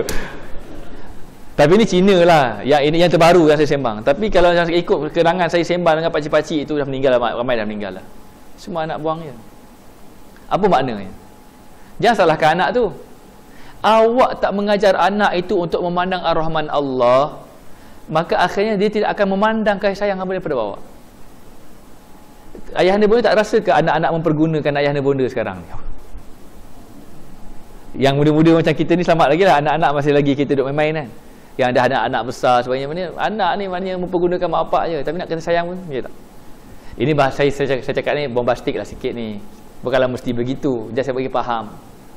Jadi cadangan saya begini, kalau ayahanda bonda diuji dengan anak-anak yang so-called tidak kenang budi, ya, sebelum nak menyumpah derhaka anak itu, yang mana itu jalan mudah untuk iblis gembira. Faham ya? Tak berbaloi kita bagi iblis mudah-mudah bergembira dengan sumpah derhaka kita kepada anak-anak. Jangan. Ya. Tapi sementara ada nyawa ni, fikir balik. Ya Allah, di mana silap aku sehingga anak aku buat aku begini? Ini contoh sajalah ya. Anak kita baik-baik belaka. Ini contoh lagi faham saja. Okey. Maka silap kita tak lain tak bukan. Kita tidak mendidik anak-anak kita itu untuk memandang sifat Ar-Rahman Allah. Maka Allah bagi balik kat kita, tengok, engkau tak didik anak-anak engkau untuk memandangku, maka bagaimana pandangan anak engkau kepada engkau? Inilah pandangannya. Kering kasih sayang. Bila susah baru jumpa. Bila senang, ni filem-filem lah ni, filem drama swasta lah ni. Macam tu. Jadi bagi kita yang anak masih kecil, pulun didik anak kita untuk memandang Allah. Caranya macam mana? Majlis zikir datang, walaupun dia main-main. Majlis zikir tak ada masalah datang. Kalau buat dalam bulatan, anak kita agak sedikit atlet negara, anak kita macam atlet negara, maka kita tak mesti masuk dalam lawatan. Yang penting dalam majlis, yang penting dalam bangunan itu. Kalau anak kita ni jenis menangis apa semua, duduk tepi. Tapi yang penting dalam satu bumbung di mana ada majlis zikir. Kalau majlis ilmu tak bawa anak pun tak apa kalau mengganggu. Sebab majlis ilmu kita nak kena faham. Tapi kalau dah tak ada ruang yang lain, okey kita bawa. Tapi pastikan jangan mengganggu orang lain untuk konsentrasi. Itu majlis ilmu. Kalau majlis zikir, tak ada sebab orang nak kata saya terganggu. Tak ada sebab. Redah je. Macam tu. Itulah. Dengan niat, ya Allah, ini bahagian aku untuk aku bimbing anak aku untuk dia memandang sifat Ar-Rahman-Mu. Begitulah. Habis. Faham ya? Itu je sebenarnya. Doalah kepada semua anak-anak kita. Itu anak dah besar macam mana? Dah bercucu pun. Dah macam mana Ustaz? Anak saya dah besar, dah cucu dah ni. Susah lah nak cakap-cakap ni. Istighfar je lah atas dosa-dosa kita. Lebih baik daripada mudah-mudah kita derhakakan dia. Kita derhakakan dia, habis dah dia. Kita ni bila kita derhakakan dia, kita selamat ke? Kita pun je tak iya juga. Lepas tu kita derhakakan anak kita pun terus habis kiamat baik, dua terus jadi kawan iblis kat iblis. Berbalik tak? Tak berbalik. Baik kita istighfar. Istighfar mudah-mudahan menjadi asbab kebaikan kepada kita dan anak kita. Itu je lah. Apa lagi nak ada? Allah lah yang ada. Okey, tegasnya alam ini jadi ada bila tetap habis. Hati yang diterangi oleh nur. Ketahuilah jika nur yakin itu telah menerangi hati seseorang, nescaya dia terasa dekat kepada akhirat sebelum kakinya melangkah ke sana. Rasulullah SAW bersabda, yang artinya, wahai umatku, sesungguhnya nur iman jika masuk ke dalam hati, maka lapanglah dada dan terbuka hijab. Tanya seorang sahabat, ya Rasulullah, apakah yang demikian itu? Ada tandanya? Jawab Rasulullah, ya, iaitu menjauhkan diri dari tipuan dunia yang palsu dan condong kepada akhirat yang kekal dan bersiap-siap menghadapi maut sebelum datang waktunya. Jelas ni faham lah tu. Sayyidina Anas berkata, Rasulullah SAW ketika sedang berjalan, beliau berjumpa dengan seorang pemuda Ansar. Rasulullah SAW langsung bertanya, bagaimanakah keadaanmu pagi hari ini? Jawabnya, aku pada pagi hari ini benar-benar terasa mukmin yang sungguh-sungguh. Rasulullah SAW berkata, hai Harithah, perhatikan perkataanmu sebab setiap kata itu harus ada bukti hakikatnya. Maka Haris berkata, aku sekarang menjadi mukmin yang bersungguh-sungguh. Rasulullah SAW berkata, hai Harithah, perhatikan perkataanmu sebab setiap kata itu harus ada bukti hakikatnya. Maka Harithah berkata, ya Rasulullah SAW, bahawa jiwaku terasa jemu terhadap dunia ini. Aku bangun malam hari beribadah dan siang hari berpuasa. Sekarang aku terasa berhadapan dengan Arash dan terlihat ahli syurga sedang ziarah menziarahi satu sama lain, dan seolah-olah aku terlihat ahli neraka sedang terjerit di dalamnya.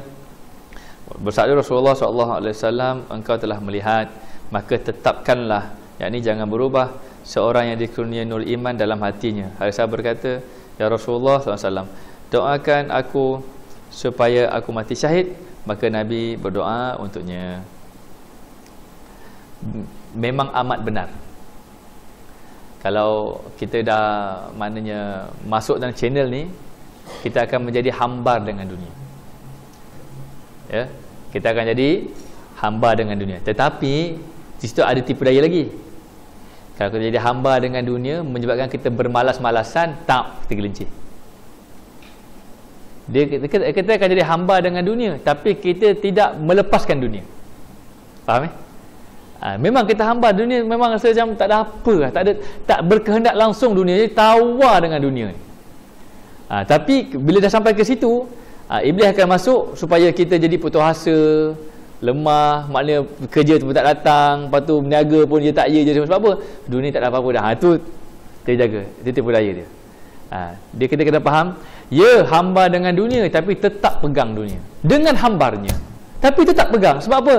Kita pegang bukan sebab dunia tu, bukan terliur kita pada dunia itu. Kita pegang dunia sebab apa? Situ kenikmatan kita memandang Allah. Ni itu nak sampai kat situ tu, faham dululah maknanya. Perasaan tu masing-masing lah. Kalau rasa-rasa dah begitu, alhamdulillah. Kalau rasa-rasa bukan begitu, tak apa, teruskan dengan latihan dan mujahadah sedia ada. Ya, bukan rasanya kenapa berhenti kerja ni? Hamba. Kenapa dah tak berniaga ni? Hamba. Datang dunia, saya tak, dunia tak ada apa-apa dah, saya nak ke akhirat je, duduk masuk gua zikir seorang-seorang semua. Lah kali bini dia yang kerja nak bagi dia makan. Dia seorang-seorang hamba nak ke akhirat, tapi susah ke bini pula. Ada macam tu? Tak kena juga. Lepas tu nyusah ke orang lain. Mana boleh? Kalau benar kita nak ke Allah, kita tak akan jadikan kita asbab susah orang. Sebab Allah kasih pada hamba-Nya. Nabi SAW kasih pada umatnya. Kita pula menjadi penyebab orang lain susah ke kita, sebab supaya kita nak senang-senang kita dengan Allah. Itu dia panggil jual ikan. Selfish. Itu dia panggil selfish. Tak boleh. Kalau benar kita berallah, merasai berallah, tak akan ada sifat selfish. Bahkan kita akan jadi, ya Allah, apa manfaatku untuk umat? Kalau kaya, ambil manfaat setelah orang kaya. Kalau miskin, ambil manfaat setelah orang miskin. Kalau pandai, setelah pandai. Kalau tak pandai, tak pandai. Apa saja manfaat. Hatta, ya Allah, hari ni aku nak kutip sampah lah, ya Allah. Tak ada benda aku nak buat dah. Zikir malas, pandai nak ngajar, tak pandai. Nak sedekah, tak kaya mana. Mana sampah ada, aku sampah je lah. Sebab apa? Dia sentiasa akan mencari-cari di mana sumbangannya kepada umat. Sebab apa?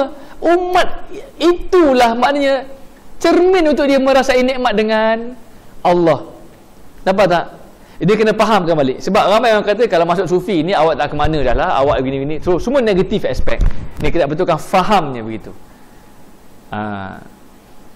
Jadi hamba dengan dunia tetap tidak lepaskan dunia.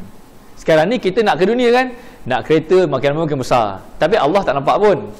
Nak kerja gaji makin tinggi, Allah tak nampak pun. Bila tak nampak Allah tu jadi korupsi, jadi khianat, jadi curi tulang, jadi maknanya hailah pelbagai, sebab tidak nampak Allah. Tu betul-betul terliur dengan dunia.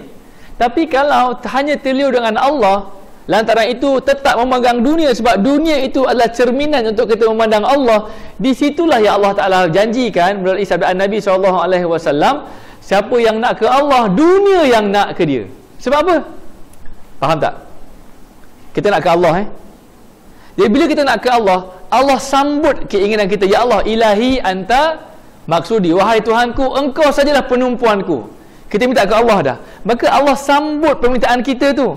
Caranya bagaimana? Allah mengizinkan kita untuk memandangnya. Caranya bagaimana? Allah bagi kita dunia. Sebab dunia ni adalah untuk kita memandang Allah. Maka ya Allah, aku nak pandang kau lagi. Allah bagi lagi dunia. Sebab lebih jelas pandang pada Allah. Maka akhirnya siapa kejar siapa? Kita kejar nak pandang Allah. Dunia kejar ke kita. Nampak tak? Itu dia punya operasi dia begitu. Hadis ni semua orang tahu dah. Siapa yang nak ke dunia, dunia pun dia takkan dapat. Sebab apa? Sebab dunia ni hanya Allah akan bagi dunia, Allah hanya akan bagi dunia kepada orang yang nak memandangnya. Sebab peranan dunia adalah cermin untuk memandang Allah. Jadi siapa yang mengejar dunia, dunia pun dia takkan dapat. Sebab apa? Sebab tujuan dunia Allah berikan. Kenapa kalau saya macam keling ni? Tujuan Allah berikan saya dunia. Tujuan Allah berikan kita dunia untuk kita memandang Allah. Siapa yang nak minta dunia tapi tak teringin nak pandang Allah, buat apa Allah bagi dia dunia? Apa tujuan ubat diberikan kepada kita? Kalau kita sakit. Kalau kita tak sakit, ada doktor nak bagi ubat? Tak perlu, sebab awak tidak sakit. Jadi apa tujuan dunia ini Allah berikan? Untuk kita memandang Allah. Tapi kita minta nak ke dunia tapi tak berhasrat nak pandang Allah. Allah takkan bagi dunia. Maka kita kejar dunia. Kejar dunia nak sampai jauh lagi. Caranya macam mana? Dapat kereta satu nak kereta dua, dapat kereta dua nak kereta tiga. Maka akhirnya puas tak dengan dunia? Tak puas-puas. Gembira tak gembira? Tak gembira. Rumah besar, tidur tak tenang. Hati risau, gundah gulana. Apa maknanya? Neraka dunia. Itu faham tak hubungan dunia ni? Jadi kalau faham begini, maksudnya elemen kita macam mana? Kita nak ke Allah, minta ya Allah aku nak kamu, ya Allah aku nak engkau. Jadi untuk benar nak ke Allah, kena pegang siapa? Kena pegang Muhammad. Berjalannya begitu. Ini kita dah nak sembang lagi, dah panjang ni. Kita dah benda Allah dan Muhammad ni kita dah syarah panjang dah. Okey, ringkasnya begitu. Siapa yang baru masuk ataupun datang on and off, maknanya doa kepada Allah, maknanya Allah faham. Ini kalau timbul keraguan ke prasangka apa, padamkan je lah. Sebab kalau setiap kali saya nak jelaskan, tak selesailah kuliah kita. Sekarang ni memang tak ada dalam YouTube. kita takkan uploadkan di atas beberapa perkara. Siapa yang berhajat nak kena minta ke Abang Tih akan burn CD. Sebab maknanya kita peringkat awal ni kita ada beberapa masalah lah yang kita nak kena jaga. Macam itulah. Tapi tak edarkan langsung tak boleh juga. Siapa yang berhajat, begitulah. Ya. Okey. Mana kita tadi? Kita nak ke Allah. Nak ke Allah kita kena pegang siapa? Pegang Muhammad. Contoh yang beginilah, kita nak ke rumah. Nak masuk rumah. Nak masuk rumah pegang apa? Pegang pintu. Bidananya macam tu kan? Okey, habis. Jadi benar kita begitu, Allah Taala akan berikan kita dunia untuk kita memandang Allah. Dunia ni ibarat apa dia? Ibarat cermin. Kita pegang siapa tadi? Kita pegang Muhammad. Muhammad ini apa dia? Nur. Bila dunia ni ibarat cermin, Muhammad ibarat nur, maka dah ada cermin dan cahaya. Ada tak bayang seolah-olah memandang Allah tadi? Ada. Itu je. Itu sebenarnya rezeki kita. Jadi selagi dunia itu bukan cermin, dunia itu bukan rezeki. Walaupun kita kaya macam mana pun, senang macam mana pun, selagi dunia itu bukan ibarat cermin. Kalaupun dunia itu dah pandai ibarat cermin, tapi selagi tidak ada cahaya, tak cukup sempurna rezeki kita. Kadang-kadang orang ambil cahaya dulu, lepas tu baru cari cermin. Kadang-kadang orang dapat cermin dulu, baru cari cahaya. Walhasil, pandanglah dia akan tajalli kenyataan sifat Allah. Itu baru rezeki. Jadi kalau dengan takrifan rezeki ini, kita fikir masing-masing, ya Allah, aku dah dapat rezeki belum? Ini takrifan inilah, tanpa menafikan takrifan yang lain. Ini dalam dimensi ilmu ini. Ya Allah, engkau dah bagi rezeki belum? Kalau rasa-rasa belum, cepat-cepat cari. Yang tak adanya apa? Cermin ke cahaya? Rasanya rata-rata kita cermin dah ada. Rata-rata cermin dah ada. Sifat rahman Allah, sifat kasih Allah, Allah bagi cermin siap-siap dah. Yang tak ada rata-ratanya apa dia? Cahaya. Dapat cahaya, tahu menggunakannya, selesai. Maka kekal di situ sampailah mati. Maka sahabat ni minta kat Rasulullah SAW, dia mati syahid. Tapi tak tahulah sama ada syahid atau tidak sahabat Harisah ni. Dipahami ya hubungan dunia, hubungan kita dunia dan Allah. Berjalannya begitu. Jadi sekarang ni baru faham. Sekarang ni kalau anak kita nak kerja, abah doakan saya, abah saya dah habis belajar, saya nak kerja. Tanya anak, awak kerja nak cari siapa? Ayah ni, saya muda lagi lah, ke situ pula. Oh, bengong anak ni. Sebab kita pun tanya, bukan nak cari apa. Kalau cari apa, anak tu mungkin faham. Anak grad universiti, cerdik lah. Kalau kita tanya, awak kerja nak cari apa? Anak mungkin mestilah jawab, nak cari duit lah. Betul tak? Tapi kita tanya anak kita, awak kerja nak cari siapa? Maka dia pun pergi mana? Ayah, kita muda lagi ya, nak duduk dengan ayah lagi. Padahal kita tanya, nak cari siapa tu, maksudnya apa? Jadi tengok respon anak kita. Anak kita dah kerja, minta tolong kita doa, nak kerja. Maka kita tanya soalan begitu. Tengok apa jawapan dia. Kalau jawapan dia, saya kerja nak mencari Allah. Anak yang baik. Sejuk perut yang mengandung. Tapi kalau anak tu jawab, makna ke situ pula. Apa ke situ pula? Saya bukan nak kahwin lagi. Anak pula macam tu kan. Itu di mana silap hukum mendidik. Jadi sekarang kita selaraskan. Kalau kita nak cari kerja, awak cari siapa nak kerja ni? Cari Allah. Lepas tu kalau nak kahwin, abah saya nak kahwin. Awak kahwin, awak cari siapa? Lah, cari isteri lah. Tak tahu ke? Maka anak tu tak ada dalam momentum hakikat. Memang sebab nak kahwin memanglah dengan isteri. Tapi bila ayah dia tanya, awak kahwin nak cari siapa? Takkanlah jawapannya isteri. Faham mantik dia? Sebab kahwin memang perihal suami dan isteri. Tapi ayah dia tanya lagi, nak cari siapa kahwin ni? Kalau anak dia cerdik, oh, bapa aku ni bukan tanya pasal syariat. Kalau pasal syariat, kahwin mestilah dengan isteri. Maka kalau anak tu tak tahu, maksud ayah, saya nak kena cari siapa? Baru kita kata, awak kahwin carilah Allah, carilah Muhammad dalam perkahwinan. Maka anak tu, kalau anak tu anak yang baik, dia akan kata, okey, abah bimbing macam mana caranya. Kalau anak tu anak yang tak nak sebutlah. Abah ni apa kau karut ni? Kita nak kahwin abah, why do you make it so complex ayah? Gitu. The most important thing, you give me the money to pay the mahar. Nak kahwin minta duit ayah juga. Tapi ini contoh-contoh bahasa-bahasa yang nak bagi faham. Macam nak mula mengorak langkah ke arah nur ala nur ini. Jadi kalau kita nak kahwin kan anak. Kalau kita nak kahwinkan anak, maksudnya kita tanya anak kita nak cari siapa dalam perkahwinan. Jawapan dia mesti Allah dan Rasulullah SAW. Kalau anak tu tak tahu, dia mengaku tak tahu, maka kita tunjukkan jalan. Di sini tempatnya, di sini caranya, di sini kaedahnya untuk begitu. Baru benar kita melepaskan anak kita daripada satu perkara kepada perkara yang lebih baik. Jadi kalau anak kita bahagia dengan rumah tangga tu, ataupun tak bahagia, ataupun dapat anak, ataupun tak dapat anak, ataupun bagaimana pun caranya, tetap ada kebaikan. Sebab apa? Niatnya mencari Allah dan Rasulullah. Kalau tidak begitu, anak dia tu nak kahwin sebab apa? Dah sampai masa, tak tahan dah ni. Itu je. Jadi main hala ke situ, hala ke arah kebinatangan itu. Kita dah didik anak kita dengan penuh kemanusiaan, tiba-tiba sampai ke pekat nak kahwin, dia tumpu pada dimensi kehaiwanan dia. Maka kalau mak bapak yang kata okey tak apalah sampai masanya, mak bapak pun binatang juga. Ini saya cakap ni bahasa nak bagi faham, sebab ini hakikat hamba. Hakikat hamba adalah yang sentiasa memandang tuannya. Dalam konteks kita, hakikat hamba adalah yang sentiasa memandang penciptanya.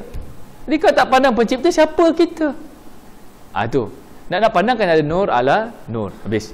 Sayyidina Anas radhiyallahu anhu berkata, pada satu hari Muaz bin Jabal radhiyallahu anhu masuk ke tempat Rasulullah sallallahu alaihi wasallam sambil menangis. Maka ditanya Nabi sallallahu alaihi wasallam. Kita habis awal sikit ya, sebab bagi ruang untuk boleh belah. Saya amanahkan, maknanya semua ayah dan bonda, jemaah yang hadir dengan kuliah ni, jangan balik rumah melainkan ada satu perkara yang dia beli. Yang amanah ya. Kalau tidak, hijab. Apa maksudnya? Maksudnya begini. Kadang-kadang kita beli bukan sebab kita perlu. Kadang-kadang kita beli sebab kita kasih. Jangan terlampau sombong. Kenapa aku nak kena beli? Aku tak perlu benda ni. Bukan barang itu yang perlu. Yang diperlukan apa dia? Mereka bukan memerlukan duit kita, mereka memerlukan kasih kita. Kan kita belajar ilmu ini, ilmu berkasih kasayang, ilmu bercinta, ilmu berkasih, ilmu memandang Ar-Rahman. Jadi kita kena pergi beli. Maknanya, aku tak perlu barang ini. Dia pun maknanya tak perlu duit aku, tapi dia perlu kasih aku. Memang pada dia memang dia tak nampak kasih, dia tak belajar. Dia tak senyap niaga nak untung je pada dia. Tapi pada pandangan kita, dia tak perlu duit aku dan aku tak perlu barang dia. Tetapi walaupun dia sedar ataupun tidak, dia perlu kasih aku dan aku perlu kasih dia. Caranya macam mana? Aku beli tanda kasihku padanya dan aku ambil barang tanda kasihnya padaku. Kenapa begitu? Kerana aku dan dia umat Nabi. Dalam kecintaan Nabi SAW, di atas jiwa itu kita beli. Macam best tak? Best. Tak sabar nak beli ni. Tapi berkadaran atas kemampuan. Macam tu, beli. Macam tu lah. Kadang-kadang kita tak perlu, kita beli untuk orang lain. Jiwa macam ni kalau tak dipupuk, memang kita akan jadi sombong. Dan memang umat kita sekarang ni dibina ke arah kesombongan. Nak mengaku tak mengaku je. Tapi orang yang tidak ustaz mudah nak mengaku. Orang-orang yang tidak ustaz mudah mengaku. Mesti di kalangan ustaz susah nak mengaku. Sungguh ni. Di kalangan ustaz susah nak mengaku. Kita ni apa lagi? Itu beza kekal dalam bimbingan guru dengan yang terputus daripada bimbingan guru. Kok mana pun jangan kita putus daripada bimbingan guru. Dan anak kita pun jangan kita putuskan dia daripada bimbingan guru. Kalau dia balik Mesir, dia pergi Mesir ke Yaman ke apa kan, siapa gurumu? Jangan tanya apa yang awak belajar, apa yang awak dapat, sijil macam mana, PNGK macam mana. Allah, soalan kebinatangan. Soalan kehambaan, siapa gurumu yang engkau rabitah dengannya semasa di Yaman, semasa di Jordan, semasa di Mesir? Mak saya belajar kitab ni tapi saya lupa nama guru saya lah. Macam mana nak rabitah kalau nama guru pun lupa? Nampak tak? Takkan dalam banyak-banyak 4 tahun awak di Mesir, Jordan, Yaman sebagainya, takkan seorang nama guru tak ada. Maksudnya awak ke sana awak tak berguru, awak mencari ilmu. Sedangkan ulama tak ada musafir mencari ilmu. Ulama musafir mencari apa? Mencari guru. Kita saja yang membiarkan anak kita musafir mencari ilmu. Tuntutlah ilmu. Tak. Sebenarnya kalau dia fahami tuntutlah ilmu pun, maknanya dia tak faham ilmu tu ilmu, dia faham guru. Awak dapat guru itu, awak dapat ilmu. Dan bila awak dapat guru, ilmu yang awak dapat tak putus. Tapi kalau awak dapat ilmu, sebenarnya awak tak dapat apa-apa. Contohnya kita nak ambil angin. Dapat tak? Tak dapat kan? Tapi kalau kita ambil belon, dapat tak angin? Guru umpama belon, ilmu umpama angin. Jangan tuntut ilmu, tapi tuntutlah guru. Sebab itulah Imam Syafi'i dibuat karangan, maknanya syair, hampir saja guru itu menjadi kum lil muallimi. Kan apa ya? Syair tu. Alah, Faiz tak ada pula. Faiz ni orang cerdik ni, sekolah dulu ni, hafal syair banyak. Bangunlah untuk menghormati guru. Hampir saja guru itu semertabat seperti mana seorang rasul, bidalannya. Maksudnya kehormatan yang perlu diberikan, takzim pada guru. Macam tu. Allahu Akbar. Tak itulah. Okey, jadi lepas ni habis balik 12.30, beli ya. Beli apa-apa pun berkadaran. Niat begitu saja. Tapi jangan syarah pula. Saya ni sebenarnya tak perlu benda ni. Tapi Allah, jadi ustazah pula. Tapi saya sebab ya, saya pandang awak kasih pedagang tu, apa ni, orang Malaysia mana ni. Jangan sembang benda-benda hakikat pada orang yang bukan frekuensi yang sama. Jadi kita kosotlah hati kita saja. InsyaAllah ada kebaikan. Faham ya? Okey, habis. Kita baca tajuk ni sikit je lagi. Sebab nak shopping. Pada suatu hari Muaz bin Jabal radhiyallahu anhu masuk ke tempat Nabi sallallahu alaihi wasallam sambil menangis. Maka ditanya Nabi sallallahu alaihi wasallam, "Bagaimanakah keadaanmu pada pagi hari ini?" Jawabnya, "Aku pada pagi hari ini benar-benar terasa mukmin terhadap Allah Taala." Bersabda Nabi sallallahu alaihi wasallam, "Tiap kata yang benar itu harus ada bukti dan ada hakikatnya. Maka apakah bukti pernyataanmu itu?" Jawab Muaz, "Ya Rasulullah SAW, kini jika aku berada di waktu pagi, terasa tidak sampai ke waktu petang. Dan jika aku berada di waktu sore, waktu petang, merasa tidak mungkin sampai ke waktu pagi. Dan tiap melangkahkan kaki, merasa mungkin tidak dapat melangkahkan kaki sebelahnya. Dan seolah-olah manusia semua telah dipanggil untuk menerima tulisan amal masing-masing. Dan saya terlihat berhala-berhala yang disembah. Mereka bersama penyembah-penyembahnya disiksa bersama ahli neraka." Maksudnya apa? Dibukakan pandangannya pada alam-alam akhirat. Ini satu dimensi tau. Jangan kita faham sahabat ni bila dah dalam keadaan macam ni, maka dia pun tinggal semua-semuanya di dalam itu. Bukan.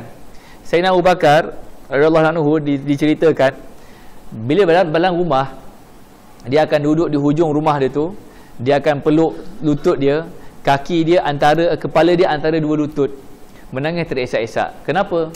Kerana rindu kepada Nabi SAW. Tapi adakah kita nak kata Sayyidina Umar ni lembut hati, tak tegas? Tegasnya beliau sampai maknanya memerangi orang murtad di kalangan yang menafikan kewajipan membayar zakat. Tak tegas lagi, dia tegas. Tapi di rumah begini. Jadi watak yang pelbagai. Ada watak kita Jalal, ada watak kita Jamal, ada watak begitu, ada watak begini. Nampak ya? Jadi maknanya dia tak sentiasa pandang. Kalau semua sentiasa pandang macam ni je, maknanya apa? Kehidupan dia macam mana? Kehidupan dia. Nampak ya? Dia kena faham syariat dan hakikat tu secara saksama. Sayyidina Umar, Sayyidina Abu Bakar bukan sepanjang masa dalam rumah menangis. Bila jumpa dengan umat sebagai khalifah, dia buat. Tapi jiwanya sentiasa tak terputus dengan Nabi SAW. Itu maksud dia. Tapi bila dia berhadapan, okey. Bila bersendirian, bagaimana? Itulah maknanya ada dimensi di mana kita berseorangan, di mana kita berkeluarga, di mana kita bermasyarakat. Semuanya itu tak terputus daripada merasai bersama dengan Nabi SAW. Alhamdulillah ada ayat wa'lamu anna fiikum Rasulullah. Ketahuilah bahawa di dalam kamu ini ada Rasulullah SAW. Kan ada ayat tu kan? Wa'lamu anna fikum Rasulullah la yuti'ukum fi katsirin minal amri la'anittum. Gitu. Tapi poin dia, ketahuilah kamu semua bahawa pada fikum, dalam kamu ini ada Rasulullah. Apa maksudnya? Kalau zaman sahabat Nabi masih hidup SAW, kita faham dah di kalangan sahabat itu ada Nabi SAW. Kalau kita ni macam mana nak faham? Mungkin salah satu cara fahamnya adalah dalam setiap manusia ada sifat kasih sayang. Sebab fikum Rasulullah, maknanya dalam setiap kamu ni ada sifat kasih sayang. Sifat kasih sayang tu sifat siapa? Sifat Nabi SAW. Maksudnya apa? Dalam diri kamu ada Nabi. Jadi setiap kali kita mengasihi, kena ingat siapa? Nabi SAW. Setiap kali kita dikasihi, kena ingat siapa? Nabi SAW. Kita kasih pada isteri kita, kita bagi hadiah gelang emas. Okey, bagi hadiah gelang emas. Jadi maknanya jangan nampak aku kaya, mampu beli gelang emas. Emas bersinar-sinar, cantik. Jangan nampak kat situ. Maknanya useless. Kita nampak apa? Ya Allah, ini kasihnya Nabi kepada seorang umat Nabi yang bergelar isteri kepadaku. Pak, bagi. Di situ barakah emas. Macam? Pak Long boleh? Mas? Maklum, nanti tuntut kat Pak Long. Abang, saya tuntut kasih Nabi berbentuk emas. Dia spesifik kan? Mampus. Jadi isteri pula, atas kasih pula, bila minta hadiah, taklah minta hadiah yang membebankan. Sebab atas kasih, bila kasih ni disuzing. Itu benar. Itulah hidup berallah. Itulah hidup beragama. Itulah hidup bernabi. Itulah hidup bertauhid. Ni cakap mudah ni kan. Nanti kalau saya diuji, kalau saya kalah, tolong tarik saya. Kalau saya tergelincir, tolong tarik saya. Ilmu ni ilmu daripada guru-guru kita yang kita kongsikan untuk kita sama-sama saling paut memaut. Tidak ada yang lebih baik, tidak ada yang terkurang baik. Sama-sama ke arah kebaikan dan mendoakan kebaikan di antara satu sama lain. Itu je. Sebab itulah kelas ni takkan kita mulakan melainkan setelah kita wujudkan sekretariat kekeluargaan Nur Rasulullah SAW. Kalau tidak atas keluarga, kita bincang ni tak ada apa-apa. Takkan ada apa-apa. Ya? Okey, habis. Tak sabar nak beli dah Allah 5 minit lagi. Okey. Telah berkata ahli hikmah, nurun mustaudaun fil qulubi madaduhu minan nuril waridi min khazainil ghuyub. Okay, wahai saudara-saudaraku, bahawa nur yang tersimpan berada dalam hati itu datangnya dari nur yang langsung dari sentral. Okey, pusat nur yang ghaib, yakni berasal dari perbendaharaan Allah, dan Allah menerangi hati itu dengan nur cahaya sifatnya. Yang ni yang saya terangkan dulu, ada whiteboard kat sini kan. Yang saya terangkan nur tu sifat Allah. Allah limpahkan pada Nabi SAW.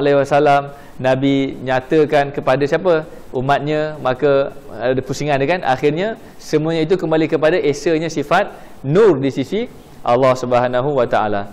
Okey, jadi nur yang ada pada kita ini adalah dari siapa?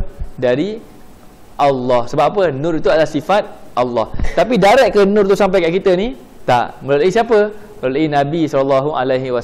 Bila dah melalui Nabi SAW, apakah sifat Nabi itu? Sifat Ar-Rahman, sifat rahmatan lil alamin. Maka serentak dapat limpahan nur, serentak dapat limpahan sifat Ar-Rahman Allah. Barulah menyebabkan kita memandang semua orang yang mengasihi kita, kita ingat Nabi. Semua orang yang kita kasihi, kita ingat Nabi. Rindu kat mak yang dah meninggal pun ingat kat Nabi. Sebab apa? Takkan mungkin ada rindu melainkan ada kasih. Takkan mungkin ada kasih melainkan ada Nabi. Wa'lamu anna fikum Rasulullah. Itu ya Allah. Jadi kalau nak tanya, kalau nak tanya, nak tanyalah ni. Maka hakikat rezeki kita siapa? Hakikat rezeki kita ni siapa? Apa? Hakikat rezeki kita Nabi SAW. Kalau kata siapakah hakikat rezeki bagi umat Islam? Kalau soalannya siapakah, maka jawapannya Nabi SAW. Kalau soalan dia apakah hakikat rezeki pada kita, kalau kata soalannya apa, jawapan dia nur. Faham Saya ulang balik. Apakah hakikat rezeki? Jawapan dia nur. Siapakah hakikat rezeki kita? Jawapannya Nabi SAW. Dah. Jadi sementara ada hidup ni, pastikan kita mati dalam keadaan direzekikan Allah dengan hakikat rezeki. Okey, sesuai dengan keterangan ahli hikmah, nurun yaksifu laka bihi an atharihi wa nurun yaksifu laka bihi an awsafihi. Wahai saudara-saudaraku, bahawa nur yang dicapai dengan panca indera menerangi bagi seseorang sebagai kelakuan Allah, ini perbuatan Allah yang berupa hidayat. Sebaliknya nur iman, keyakinan yang dapat menunjukkan seorang tentang hakikat sifat-sifat Allah. Keterangannya sama seperti yang kita telah syarah tadi tentang nur ala nur.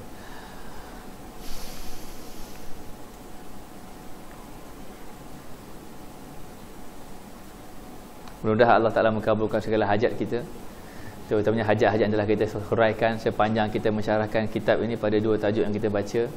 Itulah hajat. Mudah-mudahan Allah Ta'ala memberezeki kita dengan hakikat rezeki, iaitu nur yang ada pada baginda Nabi SAW. Mudah-mudahan mudah untuk kita memandang baginda pada setiap perasaan kasih sayang yang berkaitan dengan kita, sama ada kita mengasihi ataupun kita dikasihi. Mudah-mudahan perasaan kasih itu melimpah kepada semua keluarga kita, sehingga kasih kita dan perasaan kasih itu membuatkan nyata Nabi SAW dalam jiwa kita. Dan apabila nyatanya Nabi SAW dalam jiwa kita, maka nyatalah siapa? Allah dalam mata hati kita, maka kekalah kita begitu sehingga kita dimatikan Allah. Bismillahil Fatihah. A'udzubillahi minasyaitonirrajim. Bismillahirrahmanirrahim. Alhamdulillahirabbil alamin. Arrahmanirrahim. Maliki yaumiddin. Iyyaka na'budu wa iyyaka nasta'in. Ihdinas siratal mustaqim. Siratal ladzina an'amta 'alaihim ghairil maghdubi 'alaihim waladdallin. Amin. Muka 11. Hu Allahu Allah, hu Allahu Allah, hu Allahu Allah, la ilaha illallah. Ya Allah, hamba bersimpuh memohon kasih ampun darimu pada diri yang penuh dosa, bagai lautan lumpur membentang. Ya Allah, hamba bersimpuh memohon kasih bertali denganmu. Wujudmu tiada bertempat, tiada bersentuh, tiada berjarak. Ya Allah, hamba bersimpuh memohon kasih membuka hijab kalimah alif rahsia dirimu, berdiri sendiri tanpa berhajat. Ya Allah, hamba bersimpuh memohon kasih asrar darimu. Engkaulah tunggal dalam wujudmu, segala lain bayangan tajallimu. Hu Allah, hu Allah, hu Allah, hu Allah, hu Allah, hu Allah, la ilaha illallah. Ya Allah, hamba bersimpuh memohon kasih hampir denganmu. Engkaulah hampir yang aman hampir, berpisah tiada walau sedetik. Ya Allah, hamba bersimpuh memohon kasih genggam rahmanmu. Engkaulah pemilik segala jiwa, engkaulah berkuasa segala gerak. Ya Allah, hamba bersimpuh memohon kasih rintihan kami. Engkaulah pemakmur segala doa, engkau pemegang segala nyawa. Ya Allah, hamba bersimpuh memohon kasih cinta darimu pada diri yang penuh rindu untuk menghirup marifat denganmu.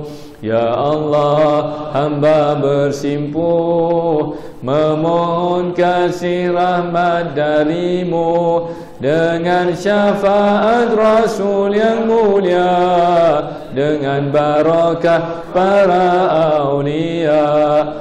Hu Allah, Hu Allah, Hu Allah, Hu Allah, Hu Allah, Hu Allah, la ilaha illallah. Amin, amin, amin, amin, amin, amin, amin, amin, amin, amin ya rabbal alamin. Rabbana taqabbal minna wa aqbalna bi sirril Fatihah.